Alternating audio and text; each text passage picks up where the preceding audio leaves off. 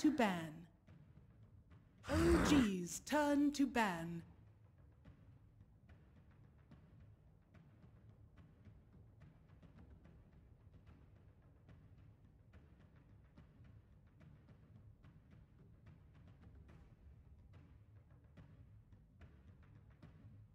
Ten seconds remaining. 5 seconds remaining. Thank you very much, Alex, and indeed we're here ready to kick off another day of Dota at the TI7 group stages. I'm ODPixel, I'm going to be joined by Fogged, of course, and we're ready to take you through this first series. We've got NewBee versus OG. The draft is underway. Fogged, how are you doing? Good morning, Owen. Morning. I'm doing great, dude. I'm just excited having some NewBee versus OG. This is a classic right here. Two teams that are definitely as the panel, I'm sure, have talked about towards the of the group. And already, with the bans coming through, something that we're definitely seeing already at this TI, it's all about the individual teams, really. Is it that there are certainly these meta kind of big support picks, but other than that, you're looking at each team independently. You know, NewBee taking away this Earth Spirit, Night Stalker that we know that OG like to do, and OG in return, bam, the NewBee classics, that Sand King, that Nyx Assassin that they're so good at utilizing, whether it's on KP or in the support role. And straight up, Wyvern, first pick. That's a bold one. That is a bold one. It's a hero that's gotten buffed so much in the past. I'm surprised it wasn't picked after we saw the Arctic Burn got buffed. It got increased 3 seconds on the flight. Then Cold Embrace got buffed. Then, or earlier than that, his Winter's Curse cooldown was reduced down to 80. So he has received several buffs and can definitely be one of the more prominent fives, because so far all we've really seen is like Shadow Shaman. That's one of our exclusive fives. Yeah. OG ran a Dazzle. We've seen a couple other ones, maybe like a Witch Doctor here and there or something like that. But for the most part, it's been Shadow Shaman across the board. But yeah, these bans are, let's ban the fours. Let's ban the roaming heroes. These are the ones that have been having the highest impact. They've been the ones that have been just the most impactful, particularly for Jarax, of course, from that Earth Spirit. But yeah, lots of respect coming from both these teams. Clearly banning out, Jarax's 2 heroes and then banning out Kaka and KP. Oh, it'll be interesting to see as well how NewBee got to open. I mean, you mentioned the Shaman, something that we saw Faith picking up a few times yesterday. Definitely a chance that NewBee will just grab that in these opening 2 picks. Yeah, they like the Shaman Puck opener. I know that's one of them. That's pretty good versus the Wyvern because they have magic damage between both of them. They have push. I don't know if they want to reveal the Puck right away, but they do have different ways that they have run it. Usually it's in the mid. But that's something that their style does really like. The other things that they did was also, of course, like the Venomancer with Shadow Shaman. We saw the double ward combo coming into play from a lot of different teams. So they go for the Lich. This is also something, last night we saw, Legion, okay. I mean, this is different. Lich something that we saw last night. Legion not necessarily at least being picked up this early. Yeah. In a lineup. I mean, the fact we're getting a Legion in the opening phase, or Wyvern in the opening phase, it's all changing already, it feels like, in day 2. Yeah, I mean, the Lich, especially in the series that we casted, NewBee versus IG, it was banned first 2 every game, and we're like, what the heck's going on? We don't know what was going on with the Lich so much. Of course, we saw like Cloud9 and a couple other teams super favoring it. He's gotten several buffs. The armor has always been incredibly good on towers and, of course, on heroes. But the Chain Frost, the cooldown reduction, and the amount of slow it does, it's actually, if you get like Frost Blasted plus a Chain Frost, you're moving at like 100-something movement speed. So it's pretty damn good. And, of course, the lane. It pretty much wins you, well, guarantees that you're going to get a really good start on one of your laners, like a Legion Commander. Yeah, absolutely. I mean, Chain Frost it's just the ultimate panic spell. You see, even these teams at the highest level of play, you can still feel the panic in them when that big old icy ball comes towards them in the team fights. They're just, splitting up frantically. So this is like a OG staple right here. We've got the double saves on the 2 supports. This is like, I think, one of Fly's specialties. Going all the way back to Frankfurt when they did like the Dazzle, pretty much like all their games. Such a good answer to the Chain Frost. Yeah, this was great answer to Chain Frost. Duel as well, pull them out. You have ways to kind of like interrupt through BKB as well with both of these heroes. So it's pretty good to have that already set up from your both supports. But they did reveal both of the supports right away off the bat. That is true. I mean, the Battle of the Ice at the moment. We've got a Lich, a Wyvern, and a Tusken here. It's getting nice and cool from both of the sides. See how it's no, the Pugna ban. I was gonna say you're gonna be disappointed there. This is a hero. We were just looking at the stats. It had a pretty good day, wasn't it? 100% win rate. 100% win rate in what 5 or 6 games, wasn't it? 5. Yeah. 5 games. 5 games, 100%. 5 games, 100%. We were onto something. We knew a couple months ago. He's gotten a couple buffs, of course. So yeah, it was a hero that can definitely just steamroll games really quickly. So not too surprising to see that one taken out. And yeah, OG ran it. And this lineup actually can already use it. You know, you already have sustain from Wyvern. The Pugna can definitely fit in very well into what OG had. Yeah, definitely. And one of those heroes, again, that's going to cause issues with the duel. You know, yes. Grepify, making it so it's very hard for the Legion to at least find those solo pickoffs that she'll hope to do so if she gets ahead. And Pugna would force towers and not care about armor. The Lich armor wouldn't really be a thing that would be a factor to play versus the Nether Blasts. Well, OG themselves now, certainly maybe going to look towards other heroes that a NewBee would like to pick up that will complement the playstyle of the Legion Commander. That can secure those dual wins. I like to see how completely different NewBee is drafting than yesterday. Yesterday they actually just pretty much did the very similar stuff every game. It was the Shadow Shaman, the roster, their Sand King, their Tidehunter even of course for KP, but yeah, this time it's just a completely different approach right off the bat. Tidehunter's still very much a possibility, I feel. Oh no, sorry, of course not. LC, it's LC, sorry. Definitely if that wouldn't have been there. We've seen, definitely other teams when they pick up the Tusk, they normally tend to ban out the Tide if the offlane. Yeah, you're right. Bang on. Storm is the one to be taken out. We did see SCCC, of course, play that yesterday. Yep. Can't quite remember. It was the series we did. So it was when they were up against IG, which they didn't play yesterday. They didn't play yesterday. I swear we saw SCCC Storm. No. I'm thinking of it was, Cicada. Cicada, yeah. I'm thinking of Cicada. SCCC had what, Veno and Ursa. That's right. He was playing versus DK. That's right. Yep. He got the Ursa versus DK matchup. Something that maybe we could keep an eye out for in this series because we know that OG and Anna like to play the DK. Yeah, both these teams do like to save their mid laners until like all the way to the end. Unless somebody reveals their opposing mid laner, then they are open to picking it earlier. But they usually don't like giving that much information on their cores. Usually the third pick for S4 is what they tend to do. Sometimes it's no-tail, but for the most part they do like third pick S4 for that off lane. 5 seconds remaining. Saw him play Axe yesterday. Something that...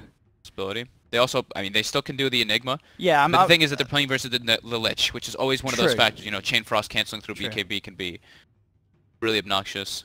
It's definitely always nice to look for something that's going to be able to work nicely with the Winter's Curse. Yeah. You know, you mentioned the Enigma is one of them. We sometimes see the Shaker being utilized. Anything with those huge AoE ults that can follow through after. Yeah. The Winter's Curse, you know, works as essentially a fantastic long-range vacuum. You can draw heroes in from a good distance and then get the chance to close in with the rest of your team. Death Prophet being the ban out, a hero that we did see a fair bit of play, and a fair few bans I feel like yesterday. Yeah, it was... Teams were starting to look towards it. Oh wow, okay, so we've got the Legion Silencer combo, so unable to really save when somebody does get dueled.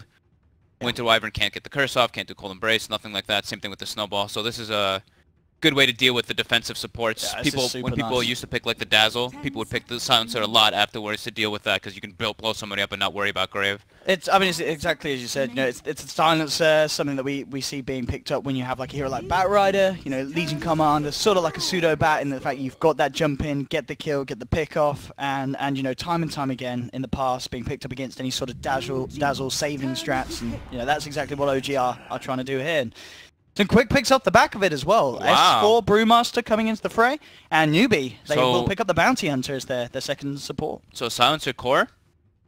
It must be. Has to be. Unless we're going to see a carry Lich with that extra damage and that level 25 Scardy effect. Let's go. That'd be pretty sick. That would be pretty sick. But yeah, Silencer core. I'd imagine NewBee, were we expecting that to be in the mid lane with SCCC, or is Moogie going to take it safe? They like to give him the favorable matchup, so I think they'll decide based off what he would be playing against. Oh, the AM comes out. It's an anti-mage game, ladies and gentlemen, and we know how they can go. If he has a good game, it could be game over. They've got hard lockdown for him with the Legion and with the Global, of course, but other than that, they have no stun whatsoever. So this looks like a pretty glorious... Nothing like crazy specific that he's good versus. Okay, Silencer this has a high magic pool, and if it's a core, that can be amazing because you just jump him and he's pretty much dead. True. I mean, but they only have like one way to pick him off, so it can be it looks like a pretty dream anti-mage game if he's able to actually just farm. They could... I mean, obviously they've got one pick left, and they can certainly try and lane it so they punish him, can't they, early on? Because they have this Legion very strong in the lane. They have a Lich, they have a Bounty Hunter. They've got a lot of ways that they can try and pressure the AM. But, you know, as we've kind of said from the opening, there's a Wyvern Tusk. Two heroes that are very good at keeping that hero alive in the laning stage. Yep. Yeah, this could end up 10 being seconds remaining. a very, very strong time to pick the answer. We didn't even touch on the S4 brew. As for Brew, indeed. It's pretty cool. Not only can you Cyclone the Legion, of course, when dueling, but the Dispel is actually super good versus Lich. You're able to remove the ice armor off of multiple people at a time during a team fight. Yeah, with that, yeah, you're right. And then they have of course, the setup with the Wyvern, so he can like be that pseudo initiator / counter initiator afterwards. And Tusk can be that like ghetto blink dagger, I guess you could say, to bring him into the fray, to be able to get a good ulti off. And he can pierce all the way into the backlines onto the silencer. Final pick for OG, and of course, to be that. Whoa! Okay, so it's going to be an Ana Brew, by the looks of it. Ana Brew, right? And an S4 Yeah. block. So we're going to get the mid brew. We are going to get the good old school S4 offlane clockwork. All right, I'm up. That's a bit of a pog champ there. The clock is All the plays going fully in on definitely punish the silencer. Like, Yes. you can see this. You can Yeah. find the silencer with rockets all the time. You can get into that back line. That could be a really devastating pick. All four of these heroes actually suffer super hard. You can't really do anything. You get hooked. You're just trapped within that clockwork. I think this is a really strong pick for OG. I'm liking OG's draft. Well, we'll see what they come through here. It's going to be the morph safe lane. So Is that a first-time morph? I think it must be. I'm pretty sure we didn't see any more. Maybe there was one game that we missed. No, there was one morphling. Okay, there's one game. I got Did it win? excited. Morphling won, yes. It did win. One game it played. 100% win rate. So we've got a morphling versus AM already. All right. We're on day 2 of group stages, Okay. and we're getting morphling We're already versus getting- AM. I mean, we saw a lot of kind of the TI4 strats coming through yesterday with this heavy lane push. This is a game that's going to be kind of opposite. We could see this one go to the late and the big kind of late game morphling versus late game AM. So No-Tail's playing the Brew, and Ana's going to be playing the AM. Okay, so They did this just switching yesterday it with Death Prophet. No-Tail played the Death Prophet, and Yeah, you're Void was right. played by Ana. Yeah, you're So right. they're switching Yeah. the hard carry at least and letting Ana take that role, because that's the way that OG's always played, right? They used to do a miracle, didn't they? Yeah, No-Tail was like, I call him Bro-Tail because he doesn't really act as like the carry. He always helps out his teammates and sacrifices himself. And it's true, but yeah, no. Out of the two of them, you would expect No-Tail to obviously be the better brew player. Yeah. So The you get microer. No-Tail. Yeah, absolutely. All right, so here we go, ladies and gentlemen. It's going to be very exciting, this game one. We've got some No-Tail brew and a AM. NewBee with obviously the S-Triple-C morph. So, I mean, I imagine is that going to be them swapping lanes as well? S-Triple-C will go safe lane with the morph, and you put the They just silence swapped from it. Oh, They were- just yeah, swapped. they were waiting Oh, till, they've like, the just last swapped. minute. Okay, Yeah. they have just swapped. Yeah, you're right. So catching yourself there. So it will be, yeah, S-Triple-C playing the mid silencer, Mugi taking the morphling to the safe lane. Wow. Oh, they reswapped again. Oh, they reswapped. Oh my god, guys, come on, NewBee. You're breaking my balls. They were playing with your mind. Yeah. Right, so All right, Mugi so- is on the silencer. So yeah, is he going to take the morphling mid against the... I guess it's not two against Brew, or... I mean, maybe they do the Lich Morphling, right? Sure, they could Old run school the dual classic. mid. Yeah, that's something we used to see very often. It can... I mean, it's not like... Ideally, when you're playing with the Lich, you want to be punishing a lane, so I don't know if maybe he'll start with KP, so you can actually, like, make the anti-mage suffer a bit, but maybe he starts mid for a couple waves and then goes towards that top lane. But alright. We're underway, Owen. I'm genuinely pretty happy with the drafts we got, because I haven't seen a lot of these heroes, actually. I hadn't seen Morphling in a while, hadn't seen the Brewmaster in quite a bit. We'll see what's going to actually end up happening, but I am favoring OGs a bit, just because I think NewBees is very strong in laning phasing if they can come out, but they've got like no disable versus pretty much just global and a Legion Commander duel to actually lock him down if he gets out of control, and that can be pretty devastating. That being said, though, OG doesn't really have a crazy amount of stunt to deal with the Morphling Yeah, either, I was so going to say the other way around. Yeah, absolutely. it's really dependent on how the early game goes and who gets the better free farm. Because AM versus Morphling, though, AM, not only does he farm faster, but he can really pressure Morphling super hard, because your matchup is natural. Your mana break versus Morphling is super good, because then you can't morph properly. And he tends to have a high mana pool. So totally. KP, dealing with some harass. Yeah, got a fair few of them here. Eyes onto KP. KP walk himself out of that. Be fine for the time being, but yeah, in terms of the lanes, that's to be what expected. Down bottom, Kaka is going to look for the bounty rune snipe, and S4. S4 knows. Pops those cogs down to make sure that if there was a bounty, he can't get in, and S4 knew.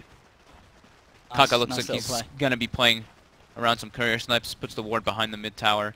And we do see Lich starting mid, so it is just going to be the straight dual lane to make sure that Morphin gets free farm since he is their biggest win condition. And any lane you've got that Lich against you, it's not going to be a pretty lane. This is going to could be potentially a bit of a slow start for N0tail, but I mean at the moment he's keeping the creeps in good position, and he is going to have backup. So bringing over the Wyvern, and tell you what, you know, level 1 Wyvern with that Arctic burn, I think that, you know, that outlanes a Lich, and we can see a couple of punches. Faith already down to half HP. Same thing with the Morph. It's a good old spell. Yeah, it's very powerful. KP getting trapped up in the shards again, and with that mana break, I mean, he is getting pushed really low. He won't die, but he does not have a salve. He's already expended the majority of his regen. He's going to have some trouble up here being able to get anything. Well, in comparison, S4 should have a great time down here. It's a bounty hunter silencer lane, and he's a clockwork. He's always able to pull it back. Even if he can isolate the silencer or the bounty hunter, he can kill them pretty easily if he's not invisible, of course. Once he gets a few levels. Pushing this lane in as well, yeah, N0tail really doing an excellent job of controlling this mid. Yeah, really important that he gets Drunken Haze in this matchup. Low mana cost. He's going to be able to last hit with his right clicks anyway, because they can't really pressure him with these two heroes just yet. Once they start getting some more levels, they can, but the Drunken Haze is just going to make SCCC's life much harder last hitting under the tower with that miss rate. We'll see when we start to see, you know, obviously OG's two supports, they headed back up top to just make sure that Anna's going to be alright, but obviously with the way that they bully KP out already, they can start to move, and here we go. They know he's jungling. I mean, he's got nowhere else to go. They see it's 2-minute mark. They want to contest the bounty. They see him there. They're going to be able to trap him up and slow him down. He's going to be in a lot of trouble here, KP. I don't know if he gets out. He will be able to grab the bounty rune on his way down, but they're blocking him up, bringing him down very, very low. Looks like, again, he will get away, but still, it's a lot of time that KP's being bullied consistently out of that top lane and now out of that jungle as well. Lane. Starting to see the tables turn a little bit as we saw Faith and SCCC able to harass N0tail back. Makes him pop the Sal. Got the haste rune as well, so we can get in for a cheeky bit of harassment, forcing N0tail back, and now SCCC has been allowed the space to catch back up in CS in this mid lane matchup. Still doing fantastic. 11-3 versus this dual lane. He's going to suffer on the experience department though, since it's a dual lane mid. The Morphin and Lich are gonna, I mean, since it's a Lich dual lane mid, they're still gonna be ahead of him in experience, even though it's versus a solo, or just about even. Especially if they get a couple extra denies. Well, bottom lane S4 is in trouble. The curse is upon him. Kaka chasing him down with that Orb of Venom slow. It's gonna be close. S4. Well, actually enough there, regenning up. So we'll get away. Kaka not quite with the movement speed to catch up the clock. S4 survives. Top lane once again. I mean, we keep looking up here. You gotta feel bad for KP. He's just constantly getting beaten down upon by this tri-lane. Playing off lane versus mana break feels and Arctic bad. Burn, that feels pretty bad. Like, my percentage of my HP is going down, all my mana's gone. JRX is now in position, they know KP's low, and they have their level 2s now. So they've got Splinter Bass, they've got Snowball. Yeah, they're wrapping around for this. They knows. really want to go fully in on KP. Yeah, he knows something's up.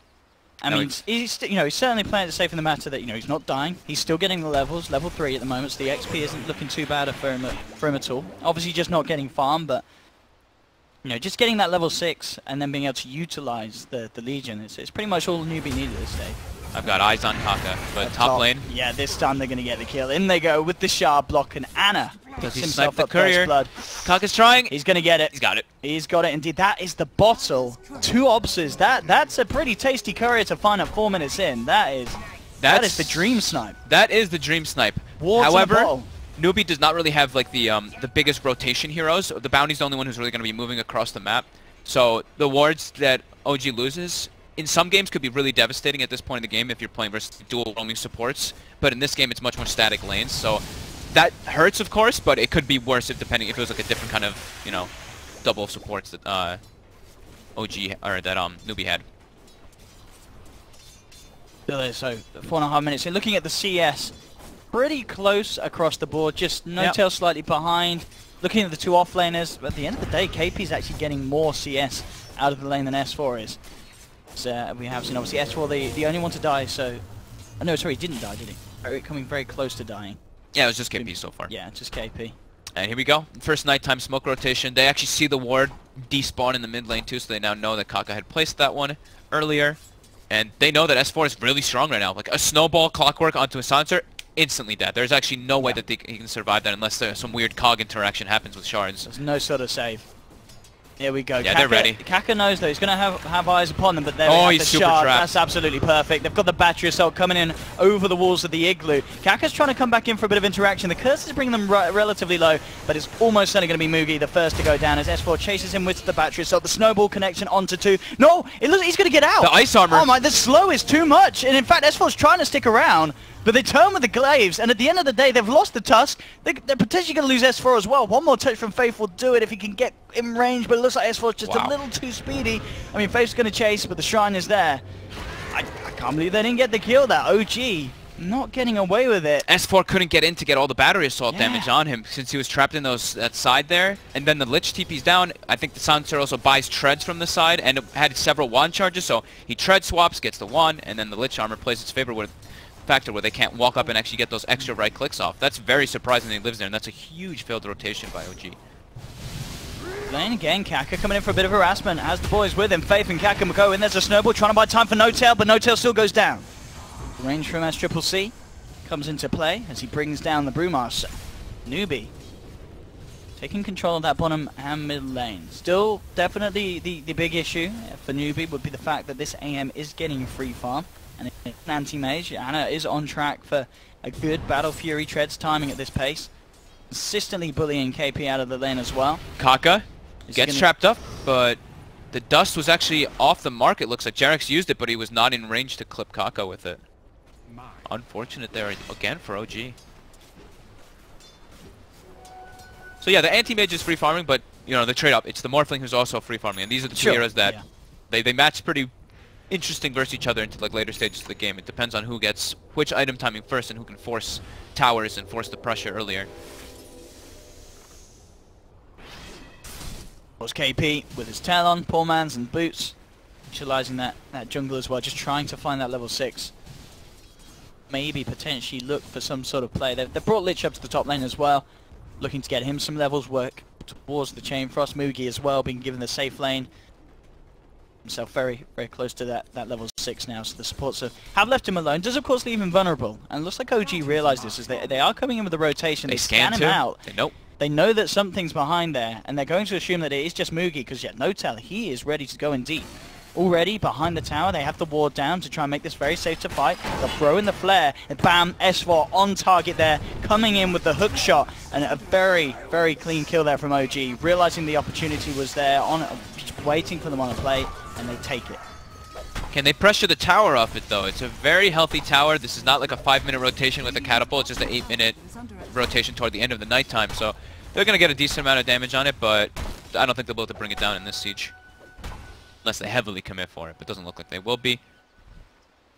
Back up on the prowl again. Eyes upon Fly, but as we can see at the moment, the majority of NewBee up towards the top lane, where we're actually seeing Mugi start to head. So he's going to head up there and join KP and Faith. Okay. Leaving that bottom lane totally behind. Mid lane, we could potentially see a bit of a clash as they start to come in as well, the two of them. So No-Tail's heavily committing for bottom tower. He's just cutting the creep wave, and he's going to try to at least force it. Top lane, though, they have the rotation. Here with the duel and the Chain Frost, they've got it. The surprise there for Anna. Potentially didn't quite expect Mugi to be in the neighborhood. So felt that KP wouldn't go for the duel, but yeah, NewBee had it. They had the damage. That's a massive kill for NewBee. Definitely the biggest issue for them. They need to try and slow down this anti-mage. That's one of those smart rotations. You know, it's my safe lane's invaded. I can't farm well there. Ooh. I'm just going to the enemy safe lane. Mid lane. SCCC quick with the waveform, nearly getting caught out by S4. I mean, even if he did get caught out by the hook shot, it's still, you know, potentially very hard at this stage for OG to fully lock down the Morphling. Oogie's getting right-clicked down pretty hard by this anti-mage. If there was any other help there, the mana void would have been enough to push him out. Yeah, KP farming super well though in this offlane. 1,300 gold, 800 gold from that blink dagger already. Top 3 net worth. Yeah, it's not, I mean, considering you know how heavily he was being bullied out at the start, he's played it very smartly this top lane, KP. You're right, he's going to be on track to hit a very nice blink dagger timing. And as we've seen, they do have the damage to bring down an anti-mage during that duel. Gets a catch, they'll get it. Mugi with his build, looking towards the Midas after treads. Full greed on the silencer. Yep, trying to make sure he can actually stay relevant in this game. They're running like a 2.5/3 core for NewBee, while OG's only really running like a single core AM with the pandas and like these guys supporting him.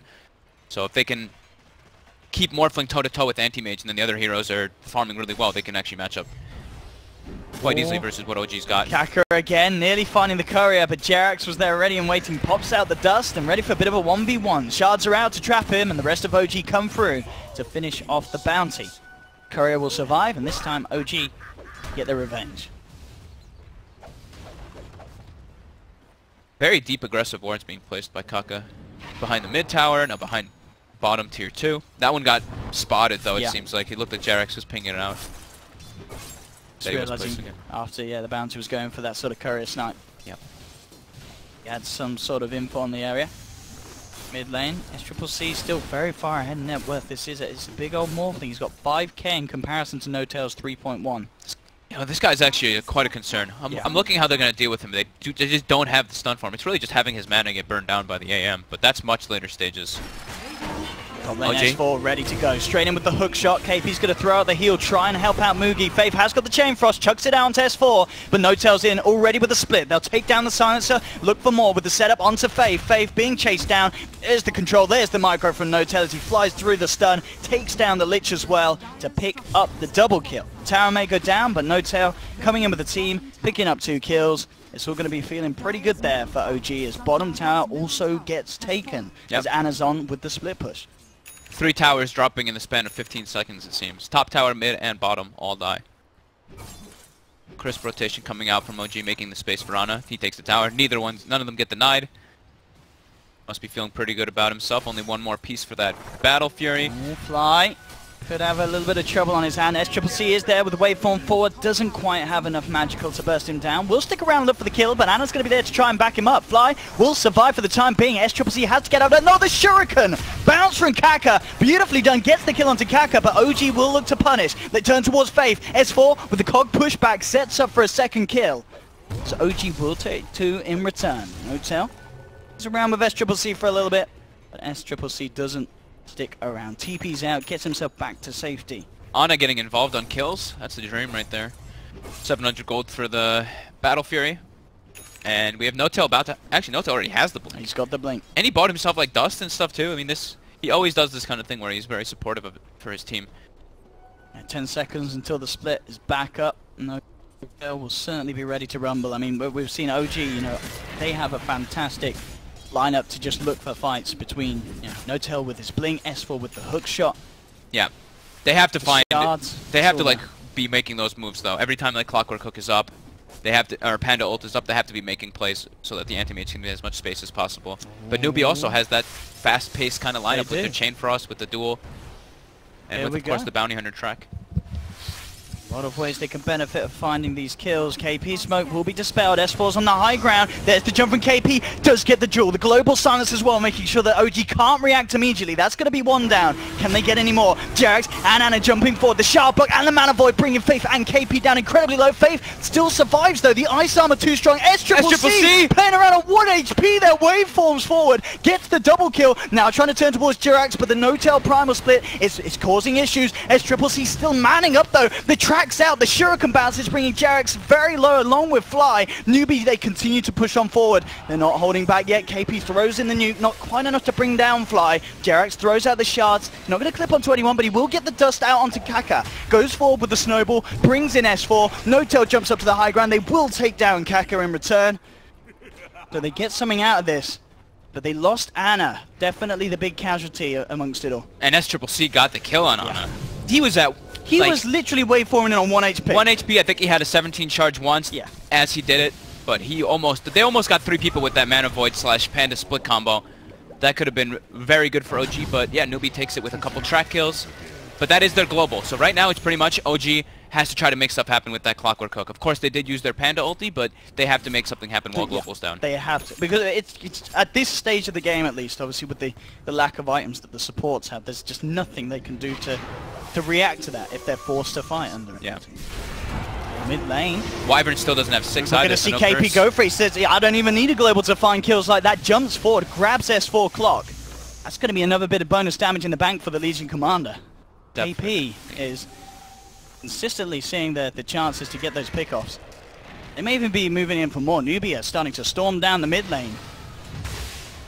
See how much OG can do to stop it. They throw out the Splinter Blast. I mean, they've got Chain Frost again. Global's up in 20. There's a snowball out onto Kaka. He has been dusted, but immediately KP is there with the Purge and the heal. NewBee are starting to take real good control in these sort of grouped up 4v4s, 5v5s. They're just that little bit stronger at this stage because of how well SCCC is doing as well. He's on track to hit a brilliant timing with a Lincoln Sphere. Radiant's top tower is under Yeah, he's just a bit ahead of the anti-mage. AM does have the Battle Fury now, so this is where the acceleration starts to happen. But yeah, it's the same thing with SCCC. That kind of mirror matchup in a way. Now, we still don't have Fly the Wyvern level 6 yet either, unfortunately. So that certainly could make all the difference to these sort of plays that NewBee are going for. Yeah. I mean, if NewBee has a vision advantage and they get the jump with the global, it's super hard for OG to fight. S4's going in. He's caught 2 in the cogs here. Did he have the damage follow-up to finish it off? There's the Primal Split coming in. Snowball's there from the sidelines, connecting the stun onto 2. Chain Frost is out. It's going to only bounce there between the Primal Split illusions. S4 falling low with the curse will get taken down, but OG themselves have found 2. Can NewBee get anything more out of this? Fly, he's been tracked up, cursed as well. Zip forward from SCCC as he looks to close the gap, but there's Fly with the Winter's Curse. TP outplay. Oh, and they get him with the Ice Shard. Oh, he gets it with the shards. So OG, S4 with the sacrificial play, absolutely pays off, picking up 3 in return. Yeah, while the whole time Ana's farming, so that was pretty massive. That was a sick curse by Fly. As soon as he hits level 6, that's the first curse of the game. Perfectly used, perfectly utilized. And yeah, that 2-man cog by S4, just absolutely perfect with the Ice Shard follow-up. And you see No-Tail gets this throw up on top of the silencer too, so they can't use the global in the midst of the fight. This could be smart though, you know, NewBee, they know Ana's farming, they're gonna see him. Oh, he gets the blink! He's too quick with the blink.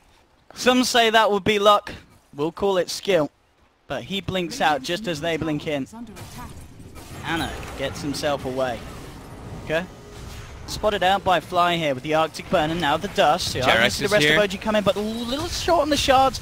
Doesn't look like it may matter. He has the Warriors punching the snowball. I'd say that. Looks like the Ice Summit's just too strong. They just don't have the damage to beat into that bounty when Faith comes in with the backup. So yeah, Kaka will survive. Bounty with high natural base armor as well. Just doesn't really take much damage from that Walrus punch. The farm continues. SCCC obviously looking towards the E-Blade next after the Lincolns, especially some pressure on the top lane. No-Tail's there to play around with him. There is backup for NewBee coming in, so they could look to try and tackle No-Tail. He doesn't have Primal Split available for 30 seconds. Has to be careful on this defense. And indeed he will. Blinks back, keeps himself away. NewBee are bringing the full team up for this tier 2 push. Trying to just force the issue while some of these ults, well, so it's only the Primal Split, but still it's a big ult for OG not to have, as they do require it for these team fights. We'll press the attacked Morphling split pushing. That is... Whew, that tower drops damn fast. SCCC should be able to pressure this one down top. Doesn't really look like OG cares to try to defend that since they know all of NewBee is in the vicinity. Should be a tier 2. I mean, OG probably still feeling quite comfortable in the sense that Ana is really moving along at a great pace. He has the Yasha done, you know, that with the treads and the Battle Fury. That, you know, that's the point where you're feeling relatively comfortable. Obviously, once he has the Manta, that's when he's going to be feeling super happy and knows that he can pretty much go anywhere without being seriously pressured on the map. Yeah. But OG, they're coming in for some action. Kaka's there spotting it out. S4 goes across with the hookshot. There's the global as well in response as NewBee look to turn. Jerax falling low with the curse. Zip forward from SCCC. No-Tail does still get off the Primal Split. Jerax is going to be the first to fall. No-Tail turning his attention towards SCCC. Back in the river, KP has found S4. They'll find a second. The Chain Frost starts to bounce around the illusions. Mugi turns towards Fly. Fly keeps himself alive though with the Winter's Curse. Out onto Mugi. The Cold Embrace on himself. It's not enough to stay alive for the full duration of the fight though, as SCCC waveforms forward, picks up another. You got to bear in mind as well, it's 11 for 11, but we're seeing that 6k difference because of the bounty, the track gold really coming into play here. Every kill pretty much in these team fights being a track kill. And the global just playing such a huge factor. OG they are really lacking damage between their 4 right now. The Wyvern, Tusk, Clock, and Panda, it's just an absolute lack of damage versus what NewBee actually has. Like, they don't have the catch for the Morphling, and they need to pretty much have everything go off at the same time. Like, they need to find the silencer. This global is just completely destroying them in these fights. Unable to get the proper follow-up. Now we're going to see NewBee themselves try and push for another fight, even without that global silence. Feeling as confident as they are because of the lead they have. Power on this Morphling. Mid lane's going to be the target potentially. Jerax and Fly pushing the wave out. Kaka scouting out for the team, and there's KP with the jump in straight away, looking for the Wyvern, and he is gone.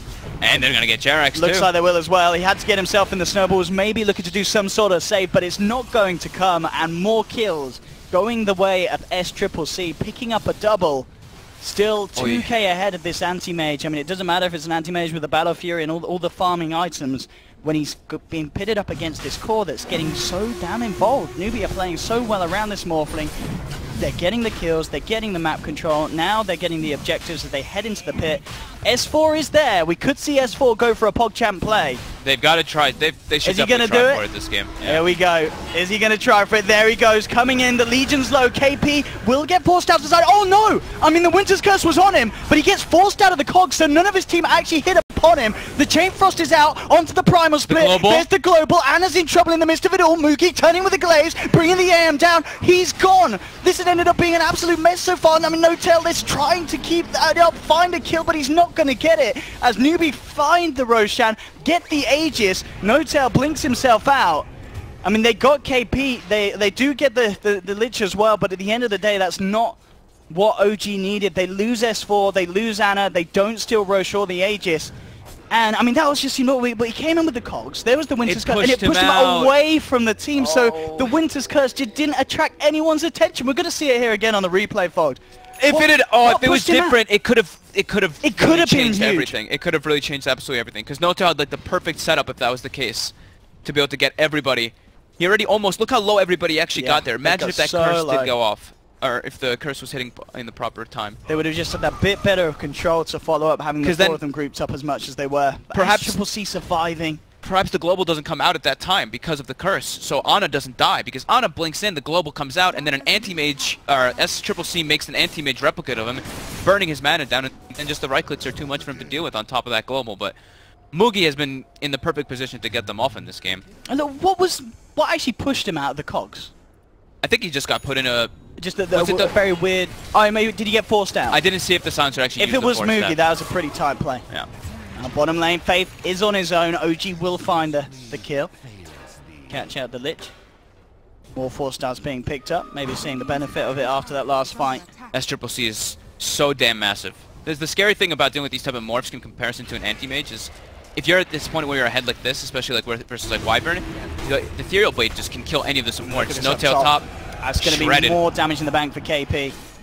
As they find another, I mean KP, he's been playing really solid this game. We saw a lot of attention being thrown his way at the start. You know, all three of OG focusing that top lane in the laning stage. Every game that I've actually seen NewBee playing recently, KP is just always at the top of his game. Yeah, always just having spectacular performances. Bottom lane, Jerax again getting caught out. This is, I mean, SCCC is just running away with this game. He's yet to die. He's 8-0-3 on the Morphling. Almost 10 CS a minute as well. Keeping it up to par with the anti-mage and getting track kills on top.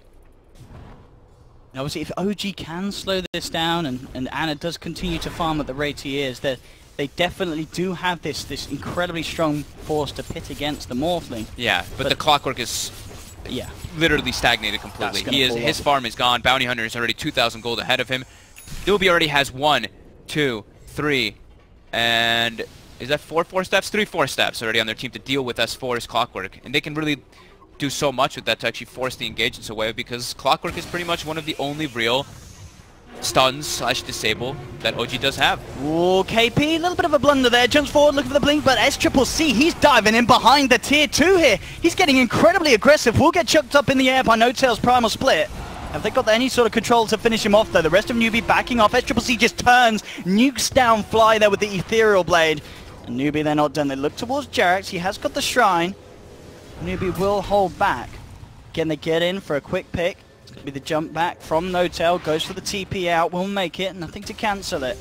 I think they realized like as soon as they engaged, it seemed like Ana was on point with being like, yeah, we can't fight this, and he just blinks out and starts going bottom. And yeah, they're feeling the problem of the lack of disables on OG as well. And that was, you know, NewBee getting a fight, getting an objective with a bit of a whiffed initiation. KP jumps into the trees. They don't even need to use Global Silence, but still OG are unable to take the fight in return. And that was, as well, No-Tail using the Primal Split, not really being able to get much out of it in return for what NewBee found themselves. They just got to keep stalling for anti-mage to catch up now because of how much of a deficit they're at. 12k gold lead at the moment for NewBee, 25 minutes in. Quite the lead indeed. I mean, the bounty pick really, obviously, emphasizing this net worth lead that they've managed to gain. Kaka being in the right place in the right time. As I said, I'd be interested to see. I feel like very few of these kills have been without the track bonus. Yeah. He's always been there placing it out. They've just been having really good decision-making with their movements. Like that first initial movement to pressure the anti-mage, and just the way that how invasive they've been playing in the enemy jungle. It's always them being on the aggression. You don't see these guys hesitating whatsoever. It's only the Morphling pretty much reacting to any type of split push at all. Got the Blink Dagger now on Jarek, so that obviously extra bit of save potential. That obviously that has kind of been missing, you know, where we've seen KP jump in and he's felt that he's been able to do this without the global, but now there's an extra bit of chance for OG to react, pull off the saving plays. Yeah. I mean, if OG can ever get themselves some Lotus Orbs, some Glimmer Capes or something, they have great ways to be able to counter, of course, the global, and then that's where they can actually deal with the duels. But until then, which is quite a ways away, it's going to be really hard for them to fight into global unless they find this silencer. And Mugi does not feel, I mean, they don't feel very rushed right now. NewBee's starting to chill out a bit. They still had Aegis for a moment, so they're just making sure they can press their advantage even more and just play the economy game. Mugi, of course, with the build, getting the Hurricane Pike, and now the Shadow Blade, just having that elusiveness, having that almost certainty, being able to get the global silence out. And just making it that harder for OG to find him at the back lines at the start of fights. And if you can get a Silver Edge eventually, it's super good versus Panda and Anti-Mage. Yeah, that's being true. able to dispel the Spell Shield and the, of course, Drunken Brawler. That's pretty good choice, because then it forces Clockwork also to have a reveal if he gets in the back lines too. She already has Hurricane Pike to get out of the cog, so definitely going for a nice item choice right in this game for Mugi. Ana still trying to continue the split push, but it's pretty much Ana the only one who can actually leave the base. Everyone else on OG is pretty much reserved to their side of the map. Yeah, No Tail looking build towards that Hex next. Have some sort of an answer for SCCC, but SCCC continues to get bigger and bigger, very close to having a completed Manta style as well. Top of that Lincoln Blade that he already has at this pre-30-minute mark. On the mid lane, Morphling, of course, nonetheless. Yeah. Not even a safe lane. Well, it's dual lane, but sure, yeah. Because of the Lich. Yeah. SCCC, they've got eyes on him bottom, but he's close to his tower, and they don't have enough lockdown to really control him. Maybe now they're... What can OG find with this? It's so hard for them to fight. NewBee are going to smoke wants to up. fight here. They drew the line as well. OG have the high ground, but NewBee, they have the numbers here. Kaka up straight away. There's the jump, but immediately the global silence comes out, and No Tail, he just gets ripped to pieces. He can't afford to jump in like that with the global still at availability. The Winter's Curse is out, but it doesn't matter. It's not going to be enough damage for the KP's own team to bring him down. And OG, they've not only lost two, they're going to lose Jerax as well. And they don't even kill Kaka. Yeah, they... Because he just 4-stabs after they get it because they don't have the control, and the global just absolutely perfect for Mugi again. I don't know what the plan was there for. I mean, how jumping in like that? How do you not expect the global to come out? Are you just hoping that S4 somehow magically finds his way towards the silent side? That the global's always going to be there in response, and you know as this brew that you're not going to be able to use any of your spells. They were trying to separate the fight clearly. You know, the ice shards came out. They tried to trap the bounty hunter there and split the fight up with the Brewmaster on the left side, but yeah, the instant global, Brewmaster can't even get split off, just dies in no time to the duel because how much damage NewBee already has, and the fight's already over once Panda doesn't get split off in those type of situations. Not the fight at all that OG were looking for with that smoke, and the lead just continues to grow here for NewBee. The Silencer Legion Commander duo is just proving too damn strong right now. 15k gold lead for NewBee. So many deep aggressive wards away as well from Kaka. It feels like a really smart draft from NewBee. It also feels as well that, you know, obviously with OG, they did pick up that Wyvern as the first pick, but it feels like it's just not been able to do anything this game. We're seeing the Winter's Curse at this stage, just because of the ice armor, because of the Legion being able to buff up and stuff. But the fact these heroes are pretty beefy, they just don't die to one another. I mean, that's a really good point. I didn't even say that when I was thinking about it too. The Winter's Curse into Lich Armor. Lich Armor is incredibly good versus all that because of how much it negates. So that's a really good call. Gee, I mean, they're coming back here. I'm surprised they don't have a bit of PTSD at this area of the map. They're looking for another play, and they know that Global's still not quite back up. Anna does have that DD rune. See what he can do, though. Oh, it's a replicate! Oh. Did OG have their breakfast today? I mean, says 4, he comes in, he does get the 2-man hook shot on the cogs, but Anna jumping in, looking towards KP, the chain frost is thrown back out, but OG do bring down the Legion. Can they get anything more out of this? Faith being focused by the illusions, Kaka's out to the top, does get dusted. No-Tail will blink back, looking for the chase down there, but SCCC now coming in, dying to get the big kills. He blows up one, he's looking towards Fly, Fly's there with the cold embrace, but still the glaive pure flies through as they find another. It's a bit of +2 for Mugi. So, I mean, they get the Legion, but still they're not finding the favorable trade. They're losing 2, they're losing track kills. Roshan literally just spawns. It couldn't be any more perfect for NewBee. They almost had a good fight going for them for OG. Almost. It was very close to looking damn good for them, but then as soon as SCCC shows up, everything gets turned around, and that was the fight without Global. Now Global's online, and now they're going to be playing into Aegis and Cheese on a Morphling that is extremely difficult to play into. He's already pretty much impossible to kill. No doubt. Being eyed up here, but Sentry and Ob's down. He knows that Kaka's there in the neighborhood. Instantly gets himself out, not looking to mess around with NewBee. CCC, so damn massive. Stage, keeping himself ahead of what essentially has still been a free farming anti-mage. You know, Anna's not really been put under too much pressure in terms of AM progression. He's not in an amazing place, but he's not in a bad place at all. This is still good farm for the AM. Yeah, which just then goes to accentuate how far ahead SCCC is. SCCC, he's got 3 around him, but he's a Morphling. He's out of there. What are you going to do? There's nothing they can do. Yep. At least until that Hex comes out. Then maybe they've got a chance to catch it. Yeah, once they get the Hex, once they get the Abyssal Blade, it can make a big difference, and they can actually burn him down. And he's, you know, he's a Morphling, so Morphlings always end up having a big chunk of mana pool, as we were talking about. He's going for the Eye of Skadi as well in the next build, so he's going to be sitting over like 1,500 mana pool. If he's actually burned down, the mana void can be extremely crippling. They are 16,000 ahead, but there's still some signs of life for OG. Yeah, absolutely. I mean, they've still got the tier 2 bottom. They're obviously yet to lose a tier 3, and they do still have that anti-mage on par with SCCC's Morph. Dire's bottom tower is under attack. I know. It's just about dealing with all of them, you know, the combination of the Legion, the Silencer, and the Morph. Mostly it's the Morph, but the Globals have been playing super big factors in this. They defend top tower. For NewBee. While Ana continues to farm it up, almost level 25. Almost has the Abyssal Blade finished up too, on top of the Lincolns.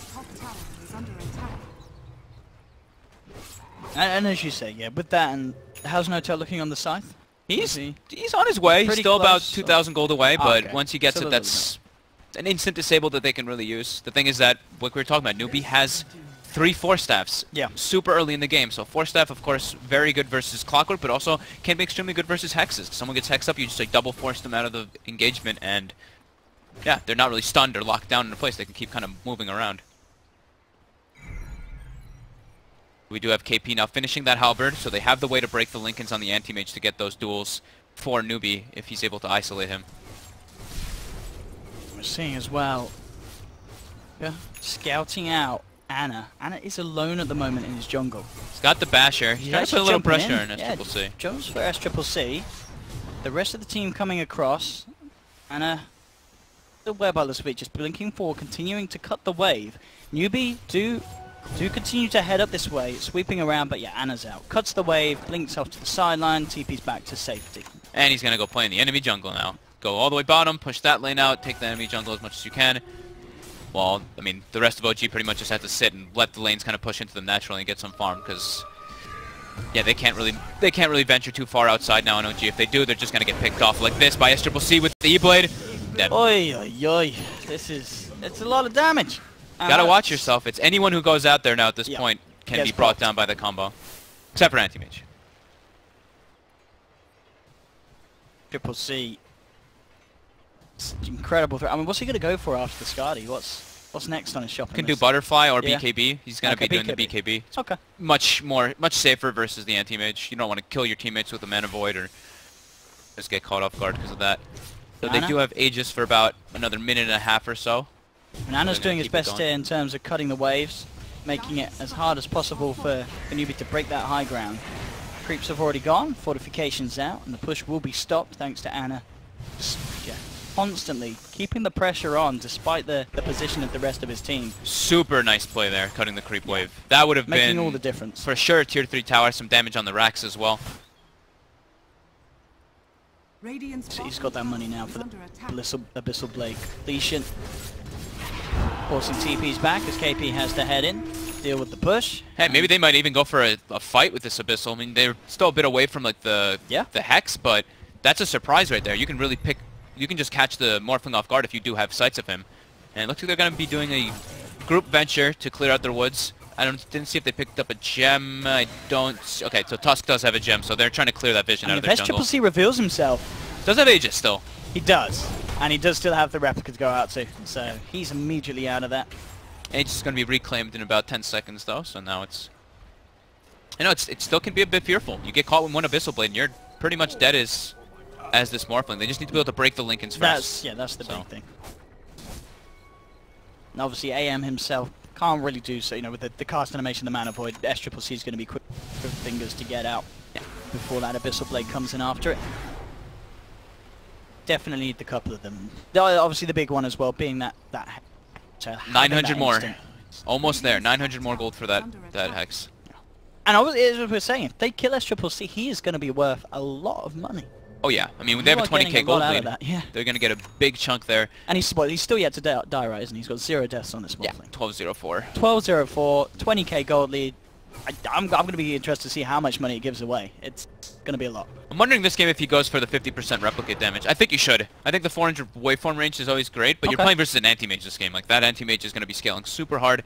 That can actually play a big factor into it, too. You know, that replicated anti-mage who's 6-slotted can actually just pretty much kill the heroes on OG. They have nothing to do with that illusion. See what the plan is here. What does he go for? I can't quite see on this bugged one. What is it? He does take, take the replicate damage. That was as expected. As you said.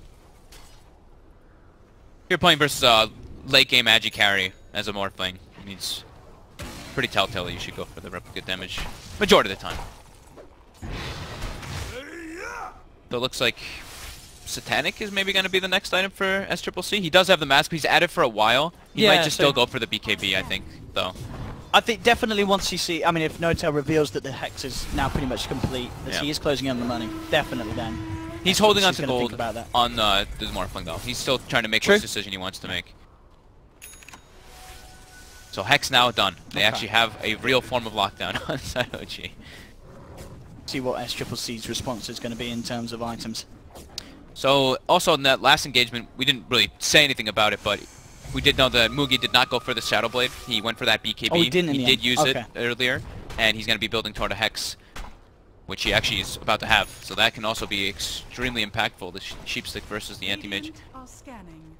As we talked about as well, SCCC with ways to work around the Hex, but obviously in return, being the fact that Notel himself was the one to invest in his own, he doesn't have a lot of ways, well, he himself doesn't have much ways at all of doing anything about being Hex. Does have sort of backup, you know, maybe a Cold Embrace and a Winter's Curse can kind of keep them off him for the duration and still allow the time for him to have that primal split, but obviously in the state that OG's team is in comparison to NewBee's, it's a lot harder for Notel to get something done in these fights than it is for SCCC. If they can find that silencer and isolate him before the global, that can be their big window to get back into the game. I've just been watching this Legion Commander replicate bottom lane actually push lanes out because it gets the moment of courage procs. I bet he's getting a lot out of that, yeah. It actually pushed this whole wave out bottom. Easy farm. Still, yeah, SCCC keeping himself ahead of the Anti-Mage. Not a lot of times that we see the AM not being top spot. Especially when it is an AM that is, as we've been saying, he's still farming perfectly. He's got 520 CS at 39 minutes. It's not bad. It really is just testament to how well SCCC is doing this game. Yeah. So we've got Lotus Orb soon for Jerex. That can be absolutely massive. Just be able to remove the global and be able to, you know, switch the way the initiation comes up with the snowball. Well, that's what SCCC actually going for the MKB, so not the BKB. Okay. Has so the Demon Edge in his pocket. Guess he must have seen Ana pick up the Talisman of Evasion and went for that decision instead to be able to actually do damage through him. I guess feeling confident enough in the having the E-Blade, the Lincolns, and Manta, that he knows he has ways to play around those sort of single target lockdowns. OG immediately out with the TP from the top lane, did start to push around, but as soon as they're aware that NewBee was sweeping over towards them, they're out of there. Yeah, they saw safety. They saw nothing on the map, right? Bottom, they only saw the replicate for a bit. Mid lane was starting to push in. They were pushing top pretty heavily, and there was no reaction, so they had to expect a smoke from NewBee. 40-minute mark hits. We've got double rune spawning, and the third Roche has respawned. So another Aegis and cheese. Did they ever use the first cheese? No, they didn't. They still got it, I think. Yeah, Silencer still has the first cheese. Still have it on Noogie. And this Roshan, it looks like it will be contested, as OG are indeed on the way over. They're going to look to try and fight across this. They have the smoke. Who's going to make the jump? There's Notel going in S4 immediately with the hookshot. Knows he's found someone. There is KP in it, and they have got the vision out upon him. KP pushed up to the high ground. Notel forcing back the rest of NewBee with this primal split, but he's going to lose one of the Brewlings. That's the Earth Brewling down. Anna jumping forward. Lincolns gets procced, but KP can't quite get back in for the duel. There's the Winter's Curse. Turns SCCC against Faith as he brings down his own teammate. It's going to be the Lich down. A lot of ults being blown. S4 did not want that hook shot to hit the Legion. They did not know there was an Invis hero there. I think he was trying to get on top of the Morphling. And Morphling there. NewBee are back in the pit. They're finishing off this Roche. I mean, can OG go in for a second time without Primal Split and such? S4's trying to walk in, pops the stick charges, but immediately gets the jump, and Anna gets the snatch, takes the Aegis, and now he's ready to fight. Drops the Abyssal down onto Mugi, but Mugi jumps back with the cheese play. Gorgonzola's it out of there, and he's back up to full health. And look at this range with the Hurricane Pike pummeling into Anna. Anna's forced to blink up to the high ground, but SCCC's looking for the chase. Fly goes for the Glimmer Cape TP out. He's going to be fine. SCCC with no vision there. Anna will survive. That was so clutch by NoTail. The blink in right next to the pit, gets the Hex on the Morphling so that he can't get the last hit. Oh, did he get the last hit actually? Okay, Radiant did get the last hit. He didn't get the last hit, but Anna got the Aegis and he got out. He still has the Aegis on him on the anti-mage. That's super important. But still, as we're seeing, definitely the issue being that they couldn't kill SCCC. They just have to run from this Morphling. Anna has a DD. Thought he was going to blink in and go for some plays, but he blinks back. The fight didn't go perfect for either side there, though, at all. No, OG could have definitely had it. I mean, if that hook shot hit the target, that it looked like S4 was going for the Morphling, or I believe for the Silencer on the side there. Yes, at the very start, then that could have been a completely different engagement from the start. Overall, though, considering the fact that OG are 24k gold behind, the fact that they were at least able to get in there and steal the Aegis and not lose too much in return and still get kills themselves, you know, bringing down KP, bringing down Faith, I think they take those sort of even trades. You know, the fact that they stop NewBee getting the Aegis, because say NewBee got the Aegis and cheese there, they could close the game up. Yeah, this I mean, way, killing the OG Morphling, keep it going. Killing Morphling once is already obviously proving to be a massive issue. Killing him twice. Looking now though, OG with this Aegis, they're looking to get aggressive themselves. They know Global's still down for a bit. It's their time to make something happen. Nice little tower siege. A little bit of surge of income for his teammates. Anna's like, here you go guys, I'll rain on you guys some gold. Much needed. Jarek's about to have that Lotus Orb finished up. That could really turn the tides of it to get those saves. Like usually, I mean, when I'm thinking OG, I'm always looking at Jarek's performance and how much impact he's having as these 4 roles. But this game, he hasn't really had the chance just because of the lineup he's playing. Whereas he just gets global, and he's like, guys, I can't do anything. The global has just been so strong in this game. Item-wise as well, it looks like we're actually going to see Anna look for the Diffused Blade as his next item. Bit of chase down. So I'll be able to break the Lincolns as well so we can get the Abyssal Blade afterwards. Nice against the Ice Armor, of course, as well as we see that still just such an incredibly strong spell, even at these later stages of the game. Provides so much survivability. Yeah, I mean, there's so many different things that the Diffusal Blade is good for in this game. Not only just mana burning more on the Morphling, but breaking those Lincolns, and of course, removing the armor can be very nice. Very cool pickup. We saw Miracle. We've seen Miracle do that build a few times, but the most recent was Dream League that we did cast, and we saw that. And to be he normally picks it up earlier, doesn't he? Yeah, he picks it up like second or third. Yeah. But this one, you can see the reason why, so it makes sense for him to actually go for those pickups. Still yet to invest, and we know these pro players, he still could change his mind. Yeah. He has it queued up at least, and saying definitely absolutely true. Thing to pick it up for. Notel, of course, looking for those Lotus Orbs as well, multiple. The side of OG get it done. Global and such. In fact, OG, they're coming. They're storming across. They want to use this Aegis on Anna. They had a ward down, so they're trying to get something before NewBee actually saw it. But NewBee dewards it, and they all back up very quickly. Bottom lane pushing in pretty heavily. Someone from OG is gonna have to respond to that one, get that nice little juicy farm. I mean, really. But SCCC's coming in. Oh, he's got he a is. replica to base. He's going for the rat play. Comes And in for a he bit of a does. tickle. And he's gone. He's just teasing around with them there on the bottom lane. I mean, he doesn't see the other 3 heroes, so he can die super easily now with that Abyssal There's Blade. no point taking those risks. Yeah. I mean, I mean, what does he do with his slots now? He's got upgraded bots. He's got 6 major items, and he's got 5k gold in the bank. It's the it's the BKB's the next big one. Yeah. And then you just swap it you're out. gonna be having to swap items out a lot. BKB Satanic. I mean, he'll have to just swap them out during the fights. Maybe after he uses Manta, he can switch the Satanic in, or by BKB, or vice versa. Something along those lines. OG, about 40 more seconds left on that Aegis. They're trying to force something. Since Ana is extremely powerful right now. There we go. Nice pickup as well from Silence. It has the Lincoln, some more chance to get off that global. Okay. Escort with the vision, jumps in, immediately pops the Linkers, but there's the teammate play. Forces Mugi back to safety. He'll get himself back up to the high ground. Does pop the BKB. Doesn't panic too much, and in fact, what with the Winter's Curse onto Mugi. Mugi may just be gone, and he is. Ana jumps up to the high ground. They get the big kill, and that's actually silenced down for 80 seconds. I'd say the Lincoln Sphere purchase was nice, but it of course means he does not have buyback for this. And that is going to be one down for an incredibly long time at this late stage of the game. 46 minutes in, no silencer for 70.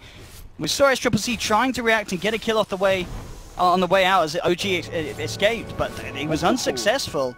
Fly, that curse was just absolutely perfect. Everyone just wailing on him. Big late game plays from OG indeed. 50 seconds, there's no buyback, so they've got some little bit of time to breathe. And a bottle with the DD rune. Honestly, thank you. So did he decide to switch anything? He just built the Moon Shard, yeah. Just went for the Moon Shard, yeah. Just picked it up now. Still holding off those other purchases. I mean, we're seeing players, as you say, from Fly. Right? They can set up for those kills and such. I mean, that's a big swing in momentum. That's a 6k. Yeah. It's only 6k gold swing, but it's the fact that OG's that far behind and they're able to do those kind of plays. It really is. They're pressuring the base of NewBee when they're 20k behind. Yeah. NewBee do to stop this. No touch. Oh, they're going in. The Hex. They do get it. Gets purged off there by the Legion. Wars punch, but Jerax is in trouble. Jumped on by KP. The Jewel's there, but there's the Winter's Curse. Fly buys a little bit of time for Jerax. Does manage to set up for the kill on Kaka. They'll lose Jerax at the end of it all. SCCC now jumping forward. Look at the nuke heroes down. There's the E-Blade into the nuke for the Legion Commander. That's going to be 2 gone. SCCC sets up for the double kill. This time, NewBee able to stick their teeth into OG and push them out of the base. Now they themselves in position to go down the middle lane. Buyback available on both No-Tail and Fly. Ooh, they really wanted to just jump and instantly blow him up in some form, but that's still a very risky play when you're seeing it. Silencer's about to respawn. You know that these guys have triple force staves. You know they have like solar crests and medallions. There's a lot of defensive capabilities coming from NewBee. Definitely a little bit of an overextension from OG there, and they're gonna have to pay for it. No-Tail has to buy back. Buyback. And that's what NewBee want. They see the buyback, they back off. Yep. They're happy with that. Wait for Roche. In a minute, we'll see when it's back up. NewBee, of course, hoping for the shorter respawn so they can keep the pressure on, whilst that buyback is still on cooldown from No-Tail. There we have it, as we can see on the graph. What a crazy game it's been, reaching up to that 26k, and as you say, each of these fights, because of how much NewBee's heroes are worth, OG can swing that back around in pretty sizable chunks because of the value that these heroes are carrying on NewBee. The one issue is still though, like it's anti-mage versus the world still. Sure, they have like Hex and they still have the Panda split, but these guys are not really scaling. They're getting, they got Lotus Orb for Jerax on the Tusk, but everybody else is pretty much completely stagnated for a long time. Like, just look at the net worth. We see Clockwork 9k, Tusk 8k, Wyvern 6, and Panda only at 13. Look at those numbers. I mean, that's the 26k differential that we're talking about here. Just the numbers we're seeing in some of these individuals. Value at the moment, 7k on that AM. Boogie eyeing up a Moon Shards next. Continues to scale as we've seen pretty well. Obviously, it still suffers when he has an anti-mage and his own team turning against him thanks to the Winter's Curse.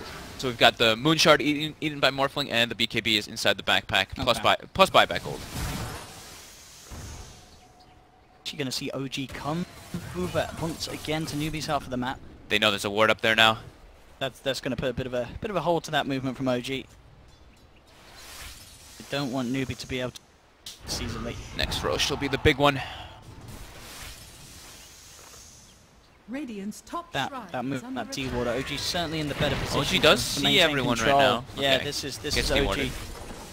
Good vision advantage around pit. minute and a half and a couple of minutes until Roshan is back up. Definitely important bit. Be in, quick D-ward to D-ward. Control back that away. Playing around with these illusions, then found S4. He wants to go in. He hooks up there, and he's gone. S4! He's dead! Just like that. He's in. He did bait the global silence. He's going to be saying job done, and maybe it is. He is going to be back up before Roshan's there, and there is going to be no global. So S4 with the next level plays. I guess maybe, because Ana, that was bizarre, because Ana blinked on the high ground, and didn't have blink up or Manta ready just yet. And S4 just goes in while they hex, but it looked like No-Tail went in and hexed as well. So they looked like they wanted to do something, but something was on a different page there. Yeah. Ana has to go back, and now, like you said, pro players tend to switch their item choices. The Diffusal Blade is no longer the item, and Bloodthorn is the item. Bloodthorn. Bigger goal. Okay, same kind of concept to break the Lincolns, but then it's an even better, just a way better item, because it's, an actual, like, tier 4 item comparison to, like, a tier 2 item. Well, as I was saying, S4 is back. We'll see if they can do anything whilst that global silence is down. I mean, that would obviously be the dream for OG. If they can try and abuse that timing. Still very hard to do so as well. See, we've seen during this game NewBee very able to still take fights without the global. It's just a bit of an added luxury for them. The situations. No-Tail with the late game arcane boots. Yep, almost with the Lotus Sword for himself, got 1200 gold away from that. Yeah, that's what he's doing. Oh no, he wasn't. So okay. No, he's going to disassemble the arcane. Yeah. The